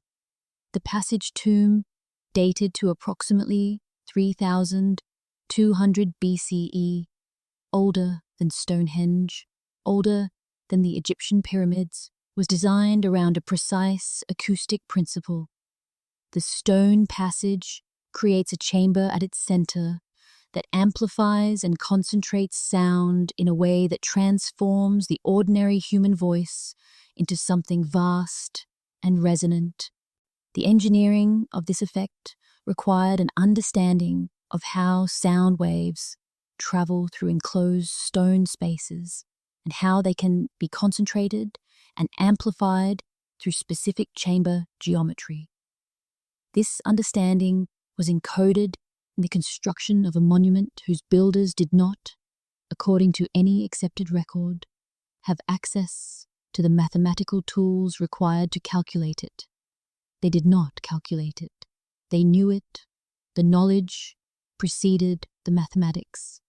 These capabilities, electrical generation, acoustic neuroscience, sound engineering, suggests not that ancient people were more advanced than modern science, but that they were differently advanced. Their knowledge moved through channels we have not fully mapped and produced applications we have not fully recognized. The evidence for those applications is in the objects. The objects are in the museums, and the implications are waiting, as they have been for decades, for someone to take them seriously. The Great Pyramid of Giza is oriented to true north with a precision of 3.6 arc minutes, a deviation of less than 1/20th of a degree from perfect cardinal alignment. No building constructed before the 20th century achieves this level of precision. The methods available to ancient Egyptian builders, shadow rods, star sightings, plumb lines, can, in principle, produce such accuracy, but doing so requires sustained observation across multiple seasons, careful calculation, and a level of organizational consistency in applying those calculations to the physical construction process that speaks to an engineering culture of extraordinary sophistication. The pyramid stands as the product of that culture. The culture itself has left almost no other trace. But the Great Pyramid is not alone in encoding astronomical precision, and it is simply the most famous member of a pattern that appears with consistent regularity at ancient sites across the world, sites built by cultures separated by oceans and millennia that nonetheless share the same orientation to the same celestial reference points. Newgrange in Ireland is aligned to the winter solstice sunrise with a precision that can only have been achieved through multi-year observation. On the morning of the winter solstice, a narrow beam of sunlight enters through a roof box above the entrance passage and travels 17 meters into the heart of the monument, illuminating the central chamber for approximately 17 minutes. The alignment is accurate. It is not approximately aligned or roughly oriented. It is exactly aligned and to within a margin of observational error that implies the observation was repeated and refined over many years before the monument was built. The people who built Newgrange knew exactly where the sun would rise on the shortest day of the year, years or decades before the first stone of the monument was placed. In Egypt, the Nabta Playa site, a stone circle in the desert south of Aswan, dated to approximately 4,500 BCE, 1,500 years before the earliest pyramid, contains alignments to specific stars in the constellation Orion and to the summer solstice sunrise. It is older than any known Egyptian monumental construction. It was built by a population that the accepted record describes as nomadic pastoralists. Nomadic pastoralists do not typically construct precisely aligned stone circles. The site was discovered in the 1990s, documented by a team from the University of Colorado, published in the journal Nature, and has received almost no subsequent mainstream attention. In Britain, a 2016 analysis of 52 ancient stone circle sites, conducted by researchers from the University of Adelaide and published in the Journal of Archaeological Science, found that 31 of the sites encoded astronomically significant alignments with a precision that probability analysis placed far beyond random chance. The alignments were to solstice and equinox sunrise and sunset positions, to the rising and setting points of specific stars, and to lunar standstill positions, extreme points in the moon's 18-year orbital cycle that require sustained observation across at least one full cycle to identify. The findings were published. They received a modest amount of specialist attention. They were not covered by the mainstream science press. They were not incorporated into any revision of the public understanding of what prehistoric British culture was capable of knowing. The pattern across all of these sites is not one of primitive people making lucky guesses about the sky. It is a pattern of systematic, multi-generational, astronomical observation, producing precise knowledge that was then encoded permanently in stone. The encoding in stone means the knowledge was intended to outlast the civilization that held it. Knowledge that needs to outlast its keepers is knowledge that those keepers believed would be needed again by someone at some later time who would know how to read it. What were they recording? What did they understand about the sky that they believed would be worth preserving across thousands of years? The stones are still there. The alignments still work. Every winter solstice, the sun still enters Newgrange and illuminates the chamber. The message is being delivered. We simply haven't agreed on what it says. Before the internet, before the printing press, before the first ocean crossing that connected the old world to the new, before the Silk Road, before the first recorded diplomatic contact between distant civilizations, long before any of these mechanisms of cultural transmission existed. The same story was being told on every inhabited continent on Earth. It was told in different languages, with different names, in different symbolic vocabularies, embedded in different religious and cosmological frameworks.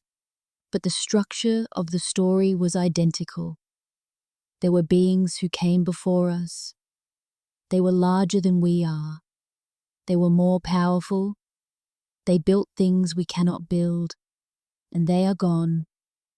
Though where they went, and why, and what they knew that we do not know, the stories are less clear about.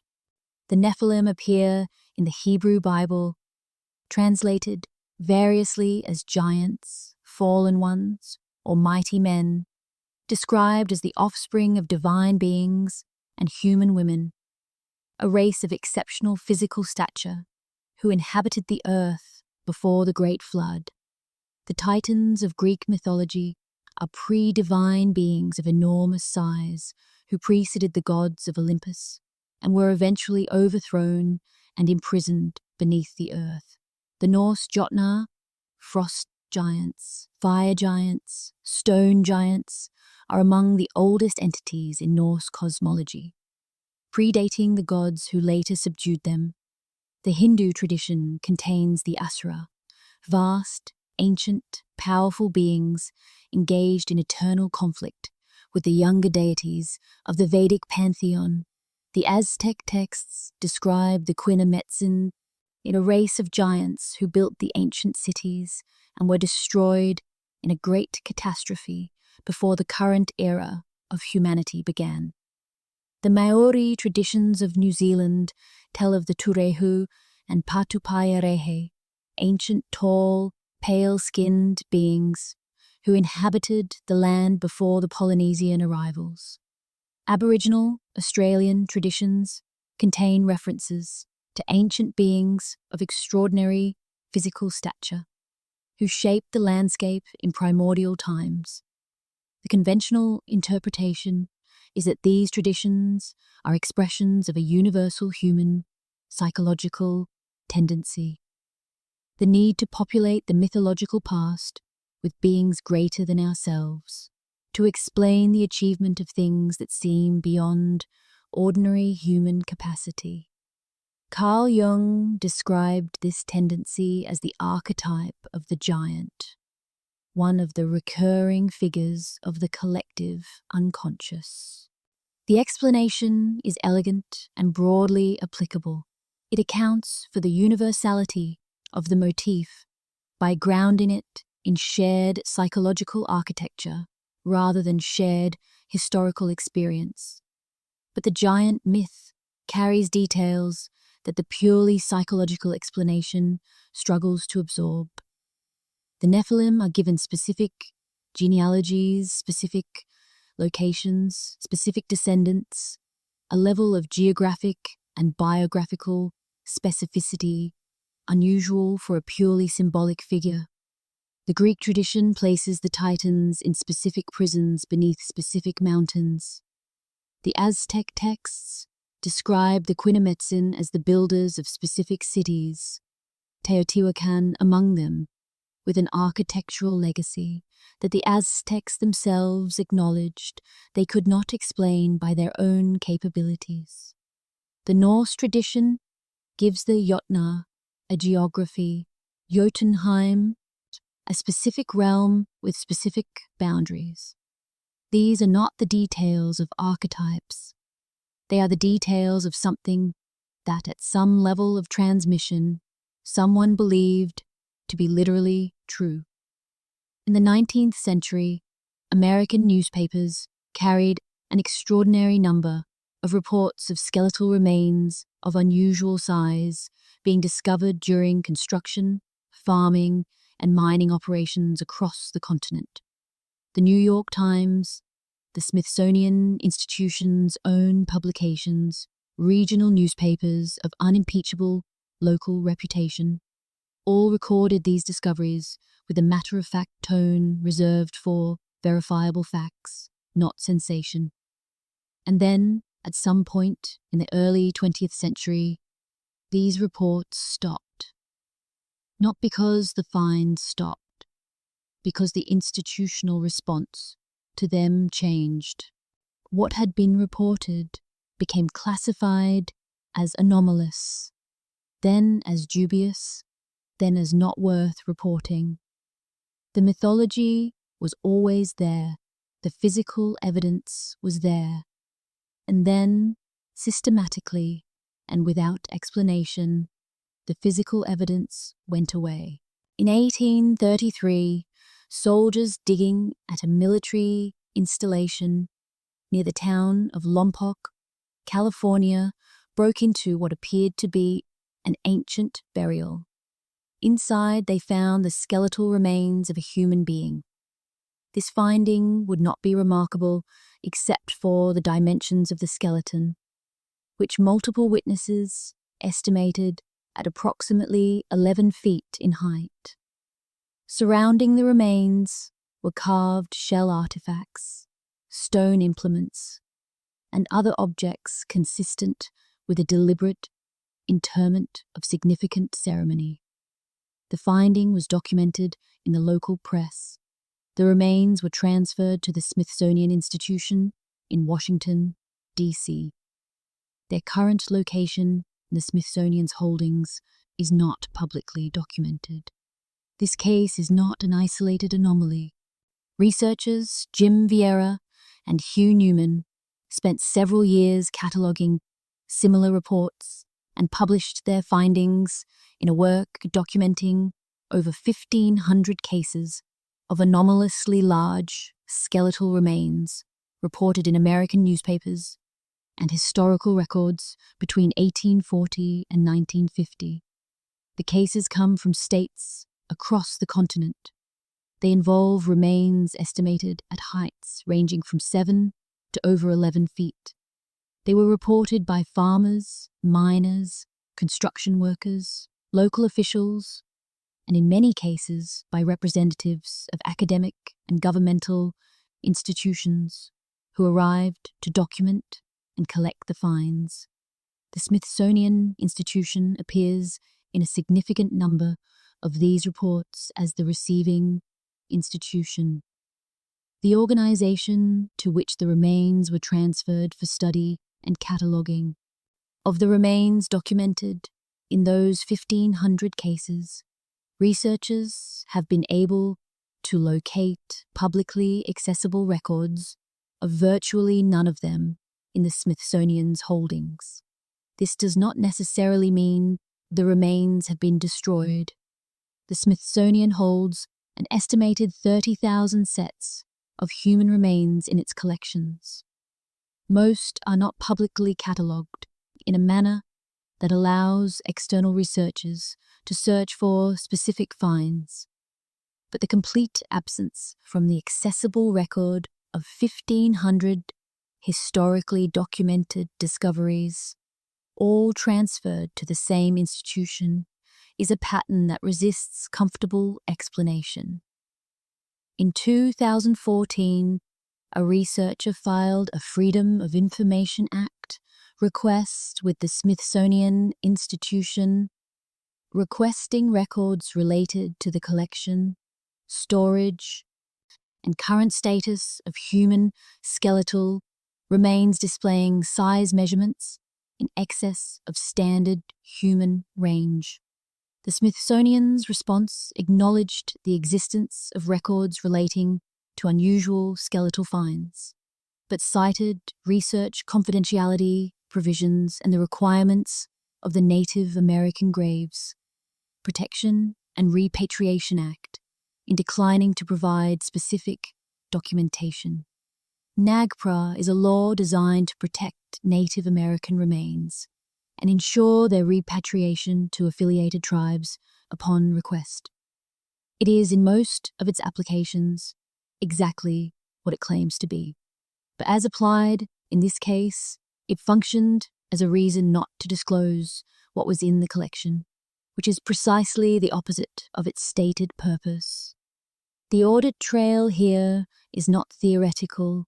It consists of newspaper reports in archives, our institutional transfer records where they have been preserved, FOIA filings with documented responses.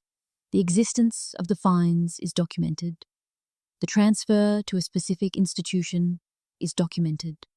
The subsequent inaccessibility is documented. What is not documented is the current status of the remains, or any explanation for why that status cannot be publicly stated. The giant mythology says they were here. The newspaper record says their bones were found. The institutional record says those bones were received. The accessible record says nothing at all about what happened next. For a discipline that prides itself on reconstruction, on assembling fragments of evidence into coherent narratives about the past, this particular silence is, at minimum, an anomaly worth examining. The bones existed. Someone found them. Someone documented them. Someone moved them. And somewhere in a building full of 154 million objects, they are almost certainly still there. In 2010, a team of geneticists at the Max Planck Institute for Evolutionary Anthropology published a paper that required the textbooks to be rewritten, working from a fragment of finger bone and 2 teeth found in the Denisova cave in Siberia's Altai Mountains. They had sequenced a genome that belonged to neither modern humans nor Neanderthals. They had found a third kind of human, a distinct species or subspecies of the genus Homo, which they named Denisovans, after the cave in which the evidence was found. The Denisovans were not a minor branch of the human family. Subsequent genetic analysis revealed that modern populations in Melanesia, Australia, Syrian parts of Southeast Asia carry between 3 and 5% Denisovan DNA, a proportion suggesting substantial interbreeding between Denisovans and anatomically modern humans over a long period of contact. Some populations in Tibet carry a version of a gene regulating hemoglobin production in low-oxygen environments that derives from Denisovan ancestry, a genetic inheritance that explains Tibetan populations' extraordinary physiological adaptation to high altitude. The Denisovans were not peripheral. They were a major human presence across a vast geographic range for a very long time, and yet their physical remains consist, in the entire known archaeological record, of a finger bone, several teeth, and a handful of fragments.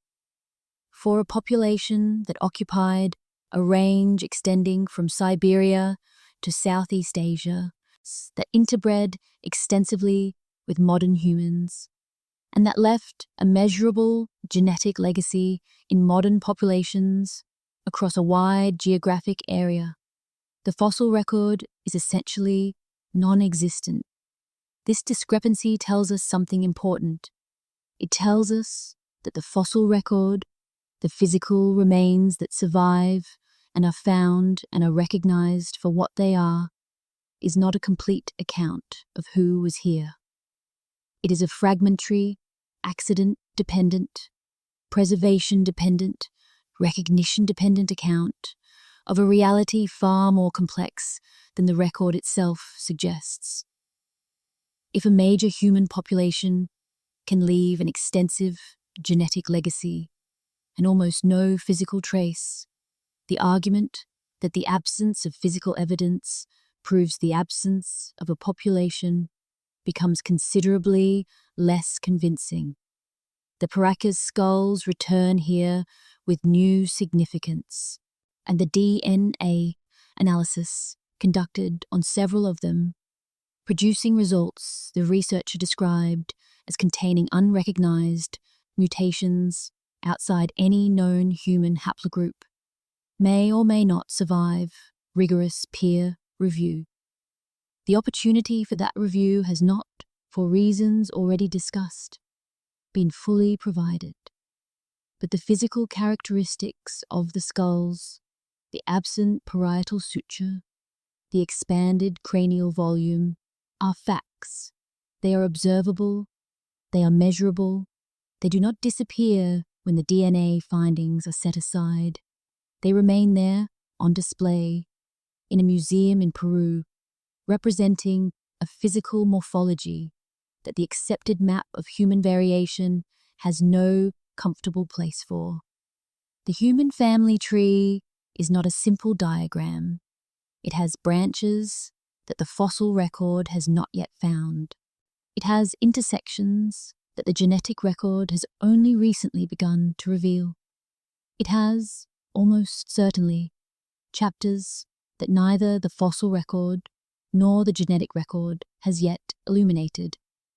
Chapters whose evidence exists somewhere, in the ground or in a laboratory or in a collection room of a major institution, waiting for the right question to be asked, with enough freedom to produce the right answer.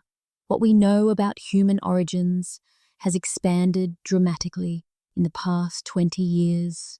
What remains unknown is, by every indication, of the evidence examined so far in this story, considerably larger than what is known. The Smithsonian Institution was established by an act of the United States Congress in 1846, funded by a bequest from the British scientist James Smithson, who, having never visited America, left his entire estate to a country he had never seen for the purpose of, in his words, the increase and diffusion of knowledge among men. The mandate is elegant in its simplicity. Knowledge should be increased. Knowledge should be diffused. The institution built in fulfillment of that mandate has become, in the century and 3/4 since its founding, the largest museum and research complex in the world. It now comprises 19 museums and galleries, 21 libraries, 9 research centers, and 3 gardens. Its facilities span Washington, D.C., New York, and several international research locations. It employs approximately 6,000 people full-time and engages more than 6,000 volunteers. Its annual operating budget exceeds $1 billion. More than 30 million people visit its facilities each year. By every external measure, it is among the most successful institutions in the history of organized knowledge. Its publicly displayed collection numbers approximately 1.8 million objects. Its total collection, the holdings that are not on display, that are stored in facilities scattered across the Washington area and in off-site warehouses, is estimated at 154 million objects and specimens. The ratio of what is shown to what is held is approximately 1 to 85. For every object a visitor encounters in a Smithsonian gallery, 85 are in storage. This is not unusual for a large museum. Museums accumulate objects faster than they can display them. Storage is a practical reality of institutional collecting on any significant scale. The implication that anything sinister necessarily lurks in a storage facility is an easy argument to make and an equally easy one to dismiss. But the Smithsonian is not any large museum. It is the museum that received, systematically and over a period of more than a century, the archaeological findings of a continent that was, at the time those findings were made, yielding discoveries of a kind and a scope that the world has not seen since. The 19th century was for American archaeology an age of extraordinary activity. A nation expanding westward broke ground constantly. For farms, for railways, for military installations, for mining operations, and what that ground contained was, in many cases, evidence of human occupation, going back far further and far stranger than the prevailing understanding of the continent's pre-Columbian history could accommodate. The Smithsonian was there to receive it, to document it, catalogue it, transport it, and store it. The receiving happened. The documentation, in many cases, did not persist into accessible form. The storage continues in facilities that independent researchers cannot enter, and collections that independent researchers cannot search. Under a catalogue system that has never been made comprehensively public, the Smithsonian's collection of human remains alone numbers approximately 30,000 individuals. This is a number that sits in the public record because of the Native American Graves Protection and Repatriation Act, which required the institution to produce an accounting of its holdings of Native American remains for purposes of tribal repatriation. The accounting produced under NAGPRA is the most detailed public record available of one portion of the institution's human remains collection. But the accounting is organized around the question of tribal affiliation. Which remains can be returned to which tribal nation? It is not organized around the question of physical characteristics. It does not provide a searchable record of remains that fall outside the expected range of human morphology. It does not answer questions about remains that do not fit comfortably into the framework of known populations, and it answers the questions it was designed to answer, and leaves the others unanswered, as institutional accounting always does. James Smithson wanted knowledge increased and diffused. The institution built in his name holds 154 million objects in conditions that, for most of those objects, preclude both increase and diffusion. This is not a scandal. It is a logistical reality, but it is also an opportunity, an enormous, sustained, institutionally protected opportunity for the kind of quiet emission that does not need to be directed, conspired, or organized. It simply needs to continue. The Native American Graves Protection and Repatriation Act was passed by the United States Congress in 1990 and signed into law by President George H.W. Bush. It was, and remains, a landmark piece of legislation, a formal acknowledgement that the collection practices of American institutions during the 19th and early 20th centuries had involved the systematic removal of human remains from Native American burial sites without consent, and that those remains should, where possible, be identified and returned to the tribal nations from which they had been taken. The Act required all federally funded institutions holding Native American remains to produce a detailed inventory and to initiate consultation with affiliated tribes regarding repatriation. The Smithsonian Institution's compliance with NAGPRA has been genuine, extensive, and in many respects admirable. Thousands of sets of remains have been identified, inventoried, and returned to tribal nations. The consultation process, while imperfect and sometimes frustratingly slow from the perspective of tribal representatives, is ongoing. The institution takes its legal obligations seriously in this area. This is documented, verifiable, and acknowledged by tribal nations that have worked with the Smithsonian through the repatriation process. What the NAGPRA compliance reports do not contain is a category for anomalous physical characteristics. The inventories describe remains by age, sex, probable tribal affiliation, and provenance, where they were found and how they came to be in the collection.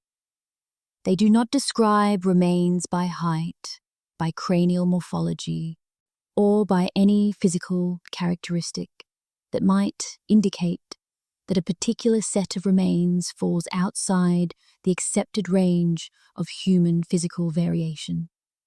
If such remains exist in the collection, and the historical newspaper record in 1,500 documented cases suggests they were transferred to this institution, there is no publicly accessible framework within which they can be located. In 2014, a legal challenge was filed in the United States District Court for the District of Columbia by a Native American advocacy organization, alleging that the Smithsonian held undocumented human remains for which no provenance or tribal affiliation had been established, in violation of both the spirit and the specific provisions of NAGPRA. The case moved through preliminary proceedings, survived a motion to dismiss, and reached the stage at which the discovery process would have required the Smithsonian to produce documentation of its full holdings of Native American remains, including those for which provenance was unclear or unestablished. At this point, a settlement was reached. The specific terms of the settlement are not in the public record. The documentation that would have been produced through discovery was never produced. The question of what the Smithsonian holds and cannot account for was resolved legally without being answered. This pattern, the approach to disclosure, followed by the retreat from disclosure at precisely the moment disclosure would occur, is not unique to this case. It is a recurring feature of institutional management of inconvenient questions. The question does not go unanswered because of malice. It goes unanswered because the structure of legal settlement allows institutions to resolve disputes without producing the information that prompted the dispute. The system functions as designed. The answer remains unavailable, and the bones, if they are there, wherever they are, remain in a basement that no independent researcher has ever been permitted to search. What would it take to change this? Not scandal, not accusation, simply the application of existing legal standards, the same standards applied to any publicly funded institution managing public holdings, to the question of what this institution actually contains. The institution was built to increase and diffuse knowledge. The question of what it holds is not a hostile question. It is, by the terms of its founding mandate, the only question that matters. In the autumn of 2014, an author and researcher named Richard Dewhurst published a book titled The Ancient Giants Who Ruled America. The book is imperfect in the way that independently published works on contested subjects often are. Its analysis is uneven. Its citations sometimes frustratingly incomplete. Its enthusiasm occasionally outrunning its evidence. But within its pages, Dewhurst reproduced and analyzed a document that is more interesting than most of the commentary around it. The document is an internal Smithsonian Institution memorandum dated to 1991, in which a senior official addresses the handling of skeletal remains that fall outside the documented parameters of normal human size. The memorandum does not use the word suppression. It does not use the word cover-up. It does not instruct anyone to destroy evidence or falsify records. It uses a different word. It recommends a policy of discretion in the reporting and cataloguing of remains that present physical characteristics inconsistent with the accepted record of human morphology in the context of their provenance. Discretion, the word of a professional, the word of someone who understands that what they are recommending does not need to be explained in terms of its consequences, because everyone reading the memo already understands what discretion means and what it produces. In institutional language, a policy of discretion means that the decision about how to handle an anomalous finding is left to the judgment of the individual researcher or department head. There is no directive. There is no specific instruction.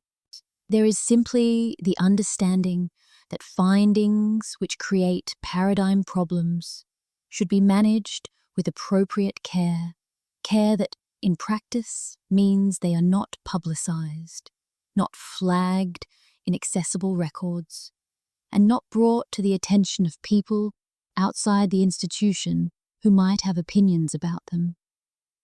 The policy requires no conspiracy.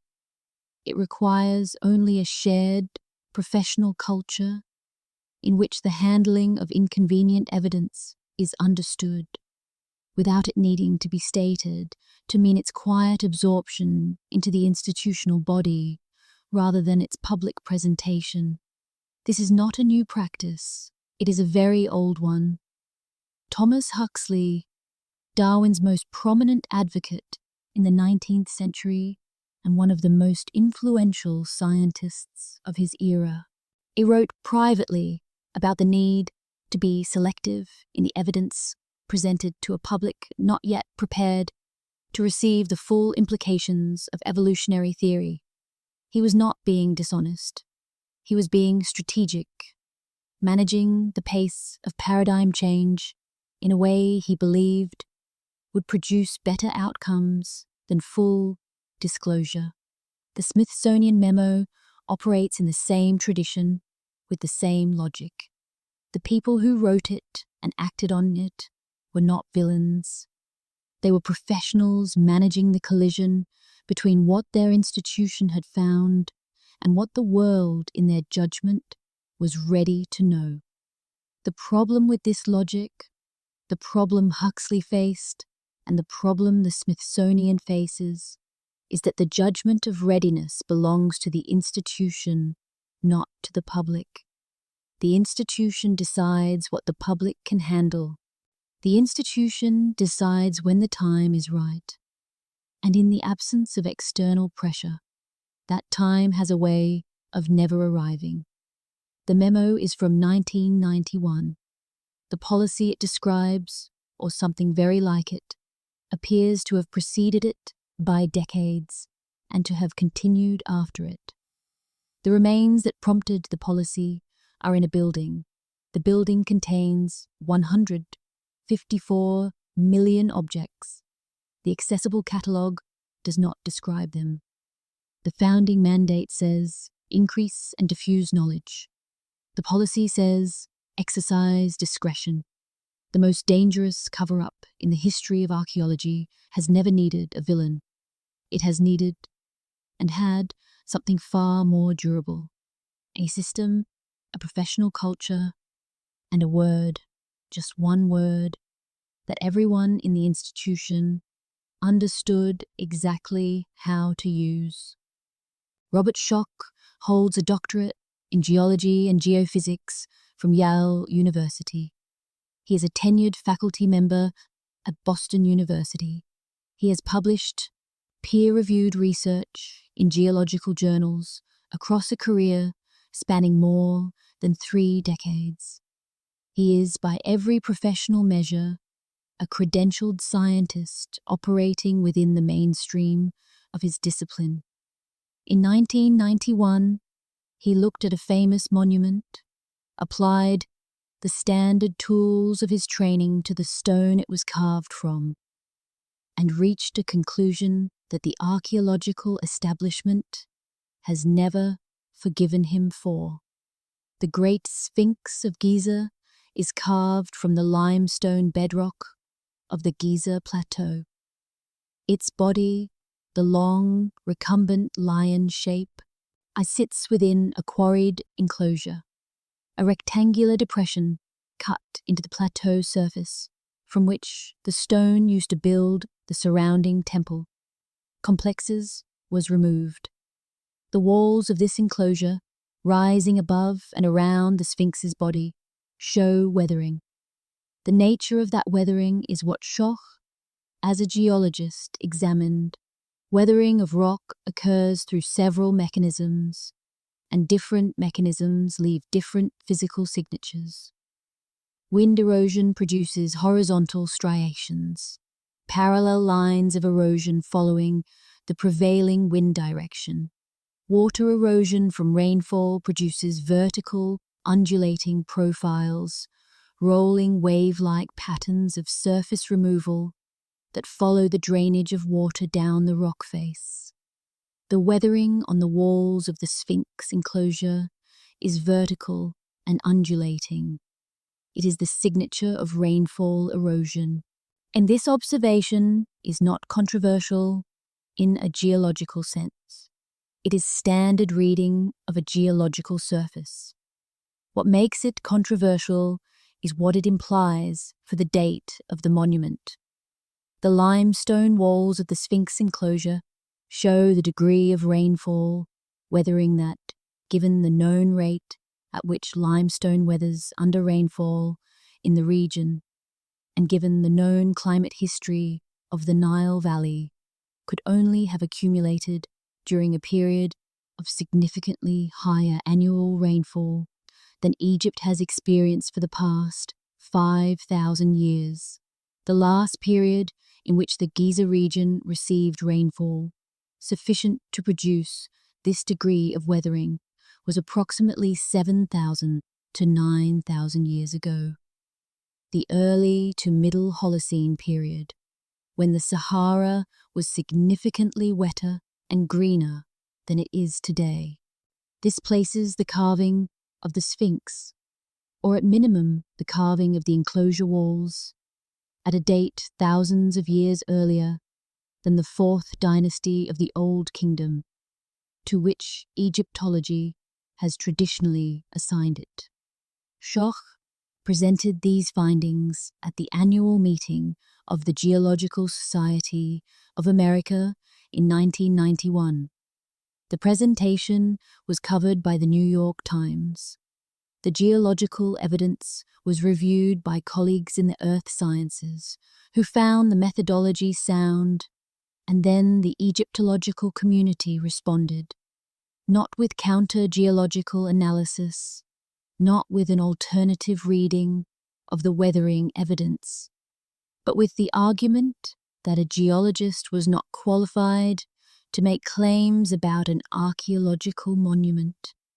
The response was made most forcefully and most publicly by Zahi Hawass, who was at the time the director of the Giza Pyramid Complex and later became Egypt's Minister of State for Antiquities.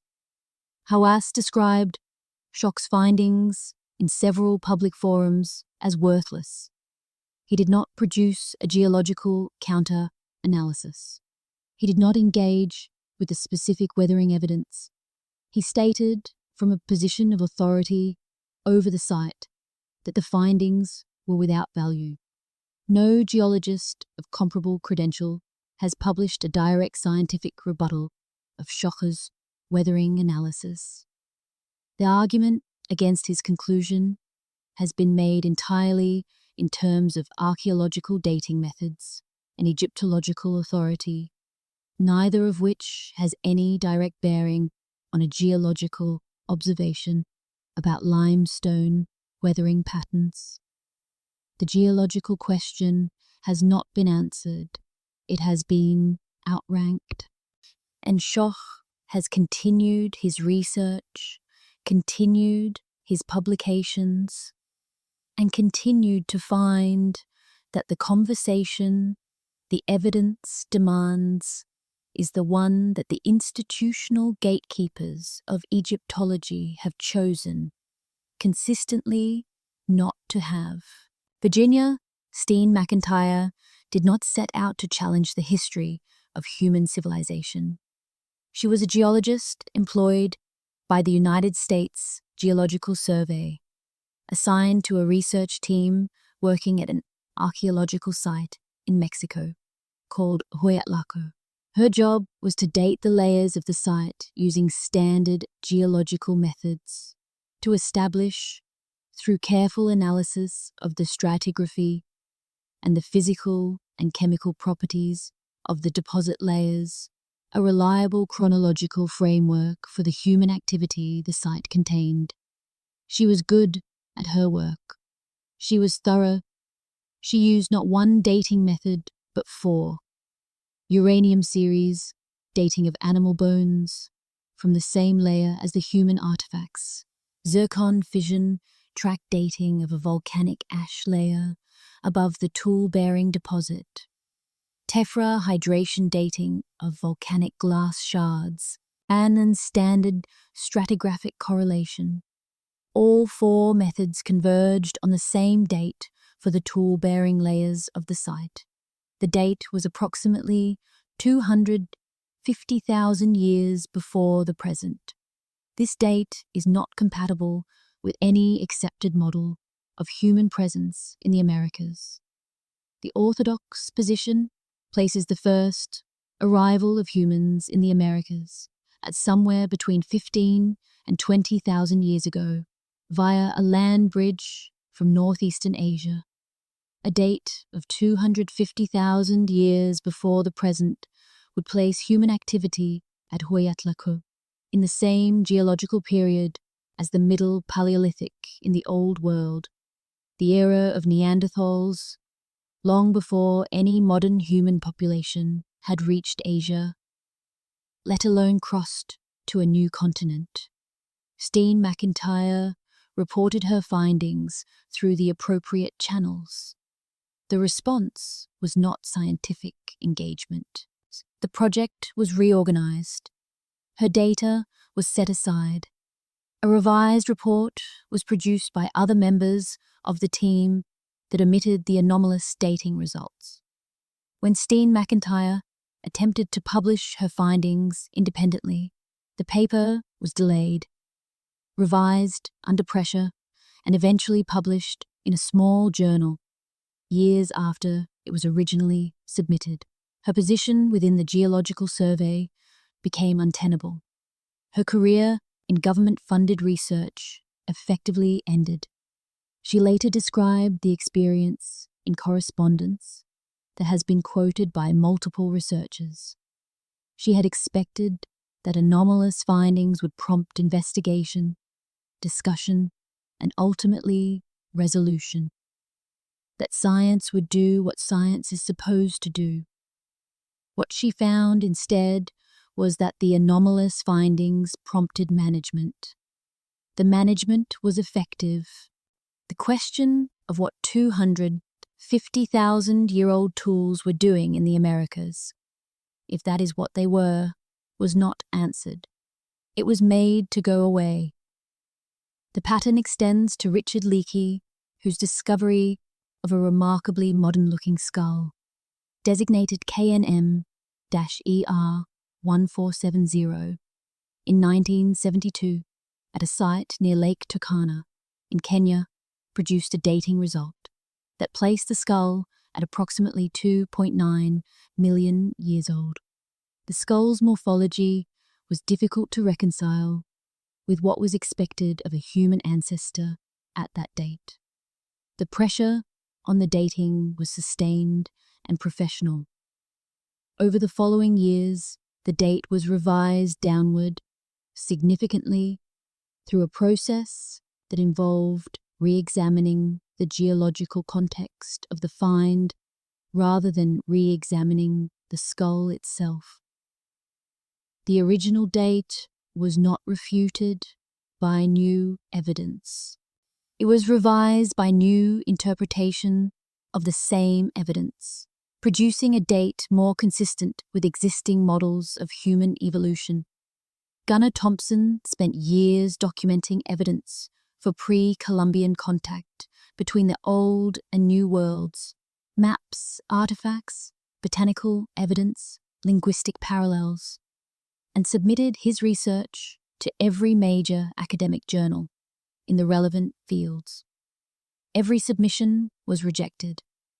Several came with private correspondence from reviewers acknowledging that the evidence was interesting, even compelling, but that publication would create difficulties the journal was not in a position to navigate. The interest was genuine. The publication, for reasons that had nothing to do with the quality of the evidence, never happened. The evidence remains documented, unrefuted, and unpublished in any venue that reaches the scholars best positioned to evaluate it.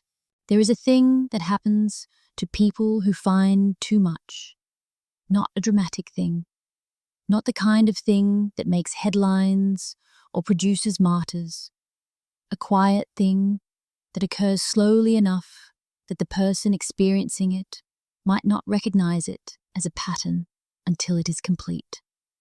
Conference invitations become less frequent. Grant applications receive politely negative responses. Papers come back from peer review with suggestions for revision that, if followed, would empty them of their most significant content. Colleagues become careful in conversation. The emails that used to come regularly become sporadic, then rare, then stop. The person is not fired. They are not threatened. They are simply, over a period of years, gently moved to the margin, to the place where their ideas reach only the people who are already looking for them. Shok is at the margin. He publishes, he speaks, he has a career, a university position, a growing body of research that continues to accumulate evidence for a sphinx older than Egyptology will acknowledge. But the geology of the sphinx enclosure has not been answered.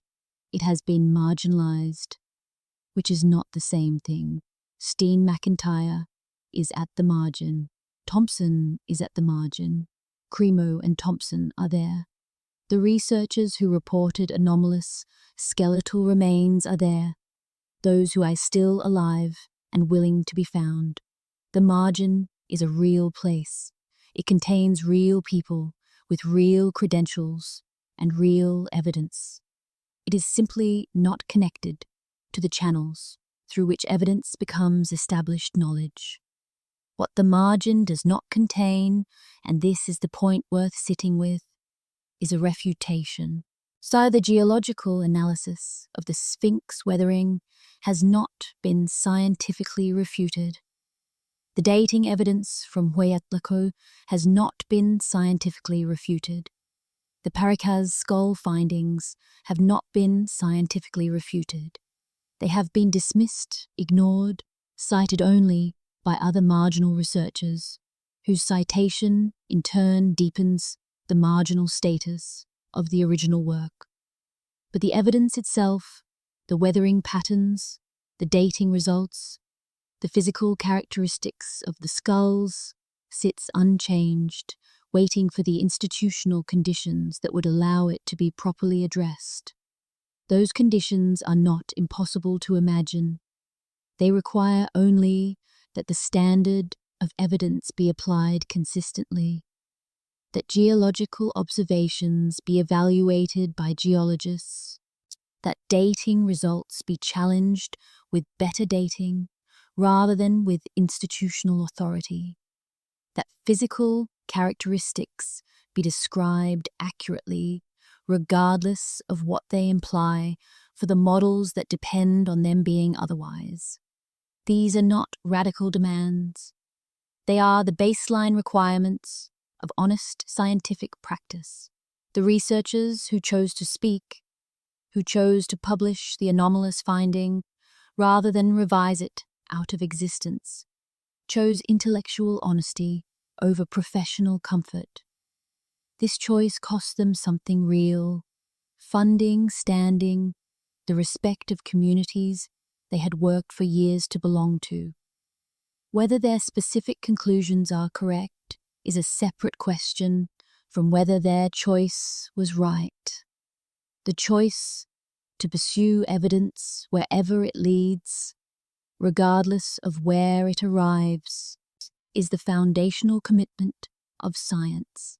The researchers in this story made that commitment. The institutions that responded to them did not honor it.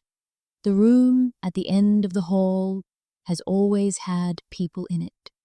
People who know what is there, who put it there, who maintain the temperature and the cataloging system and the access logs. The room is not empty. The room has never been empty, and the lock on the door has always been operable from the inside.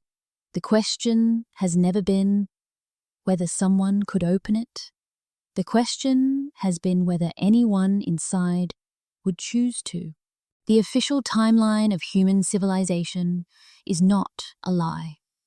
It is important to say this clearly and to mean it, because the temptation in a narrative like this one is to frame the mainstream as the enemy, the institution as the villain, the consensus as the deception.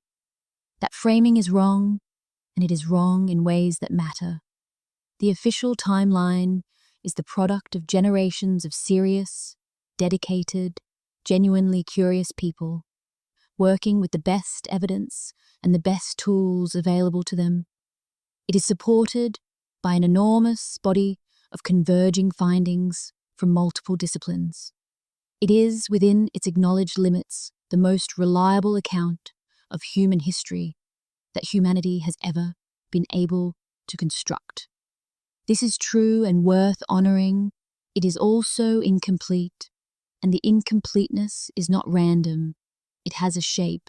It follows the contours of what the institutions managing the evidence have been. For structural reasons, this story has traced in detail, able and willing to absorb. The timeline is a fact in the same sense that any map is a fact. It is an accurate representation of the territory it was built to represent, constructed from the observations available at the time of its construction by people whose instruments had limits and whose assumptions shaped what they looked for and therefore what they found. No map is a territory. Every map is a story about the territory, told from a particular standpoint, with a particular set of tools, for a particular purpose. The story the official timeline tells is one of linear progress. Humans emerge from Africa, develop slowly and sequentially, build increasingly complex societies, in a rising curve from hunter-gatherer bands to agricultural villages, to city-states, to empires, to the interconnected global civilization of the present. The narrative is compelling because it is largely consistent with the available evidence, and because it is a narrative that human beings, with our natural orientation toward progress and improvement, find deeply satisfying. We are the end point of a long rise. Everything before us was, in some sense, preparation for us. But the evidence examined in this story suggests a different picture. Not a picture in which ancient civilizations were more advanced than ours in the ways we would recognize. More powerful computers, more sophisticated communications, more industrial infrastructure, but a picture in which certain forms of sophistication, astronomical precision, acoustic engineering, megastructure construction, underground civilization design were present in the human record far earlier than the linear progress narrative allows, developed to a level of refinement that the linear narrative cannot explain, and then disappeared from the record with a totality that the linear narrative has no account for. The period of disappearance is not random either. The geological record shows that between approximately 12,900 and 11,700 years ago, the Earth went through a period of catastrophic environmental upheaval known as the Younger Dryas. In this window, global temperatures dropped precipitously, ice sheets advanced, sea levels shifted dramatically, and a large proportion of the megafauna that had dominated the continents became extinct. Something happened to the Earth at the end of the last ice age that was severe enough to terminate ecosystems across multiple continents simultaneously. If a sophisticated civilization existed before this event, and the evidence examined in this story suggests that something existed, something more complex and more capable than the standard model accounts for, then the Younger Dryas provides a mechanism for its disappearance that requires no supernatural explanation. Civilizations, like ecosystems, do not survive catastrophic environmental disruption automatically. They can be destroyed. And what is destroyed leaves only fragments. And fragments look like anomalies. And anomalies are the category of evidence that institutional archaeology has demonstrated. Repeatedly, and with the best of intentions, the greatest difficulty in processing honestly. The timeline is a story. Every story has an author, and the author of this particular story has had, for institutional reasons that are mundane rather than conspiratorial, a consistent and documented tendency to end certain chapters early. Across 10 chapters, 5 independent lines of evidence have been examined. They come from 5 different disciplines. They were collected by 5 different communities of researchers using 5 different methodological frameworks. None of them were developed in coordination with the others, and they all point in the same direction. The geological and archaeological evidence establishes that organized, technologically sophisticated human activity requiring the coordination of large labor forces, the transmission of complex knowledge across generations, the engineering of structures that encode precise astronomical and mathematical relationships, is at least 12,000 years old, and almost certainly significantly older. Göbekli Tepe is the most dramatic single example, but it does not stand alone. The underground cities of Cappadocia, the megalithic complexes of the Mediterranean and Atlantic coasts, the astronomical alignments encoded in monuments from Ireland to Egypt to Peru, all of them point to a period of sophisticated human activity that the standard model of civilization's origins cannot accommodate. The engineering evidence establishes that the construction methods required to produce the megalithic structures of Baalbek, Sacsayhuaman, the Egyptian plateau, and dozens of comparable sites cannot be explained by the tools and social organization available to the cultures conventionally assigned their construction. This is not a fringe claim. It is the conclusion of professional engineers who have examined the sites and done the calculations. So the gap between what we know ancient people had and what these structures required is not one that more creative, experimental archaeology will close. It is a gap of a different order, one that implies either a technological tradition we have not identified or a level of knowledge and capability that our current model of human prehistory has no place for. The biological and genetic evidence establishes that the human family tree is significantly more complex, more varied, and more ancient than the consensus model reflects. The Denisovan discovery alone demonstrated that a major human population could occupy a vast geographic range, interbreed extensively with modern humans, and leave almost no physical fossil record. The Paracas skulls present physical characteristics: absent parietal suture, expanded cranial volume, that no existing framework of human biological variation fully accounts for.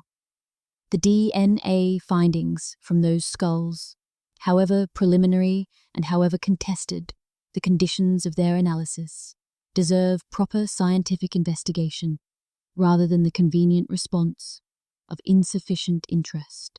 The institutional evidence establishes that the pattern of response to anomalous findings, reclassification, unfunding, professional marginalization, administrative absorption, discretionary non-reporting, is too consistent across too many cases in too many countries, over too long a period to be the product of random individual decisions. This is not a conspiracy. It is a culture, a shared, unspoken, professional understanding of what counts as a career-sustaining finding and what does not. That culture has a demonstrated and documented effect on what enters the permanent record and what does not. The mythological evidence, taken last and most cautiously, establishes that the memory of a prior era of human sophistication, of beings and civilizations that preceded the current order, is universal in the oral and written traditions of every culture that has left a record. This alone proves nothing, but in combination with the physical, engineering, biological, and institutional evidence, it ceases to be mere mythology and begins to function as what it may have always been. Oral history, preserving in the only medium available to a pre-literate population the memory of a world that no longer existed in any form, the present population could access directly. 5 lines of evidence, 5 disciplines, 1 direction.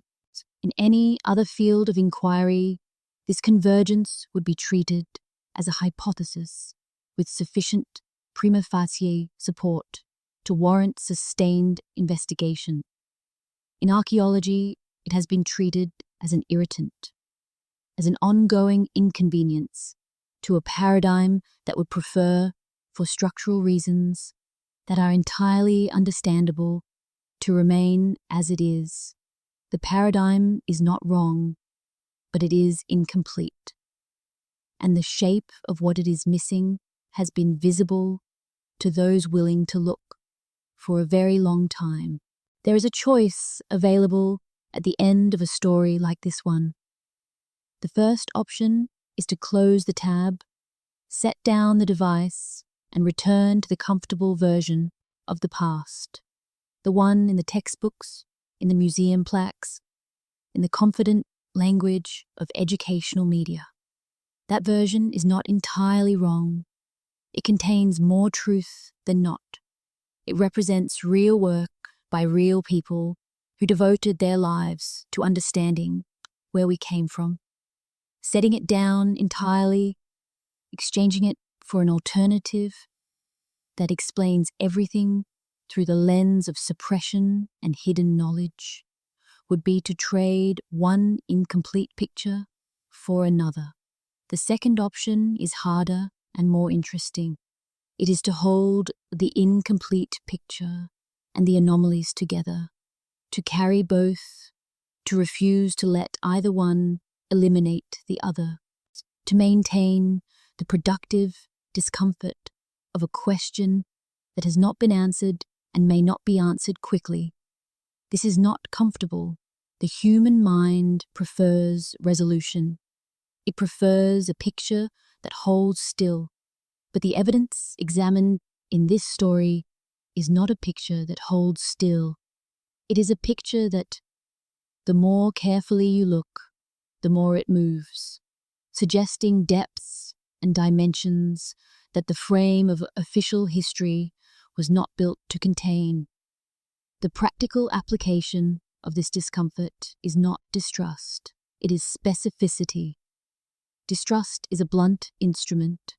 Applied without discrimination, it cannot distinguish between a genuine suppression and a genuine limitation, between an institutional cover-up and an institutional capacity constraint, between a document that was hidden and a document that was simply never produced. And specificity is sharper. Specificity asks which objects, in which collection, catalogued, under which reference numbers, transferred from which excavation sites, in which years. Specificity asks for the seismic survey data from the Sphinx enclosure. It asks for the laboratory reports from the Paracas DNA analysis.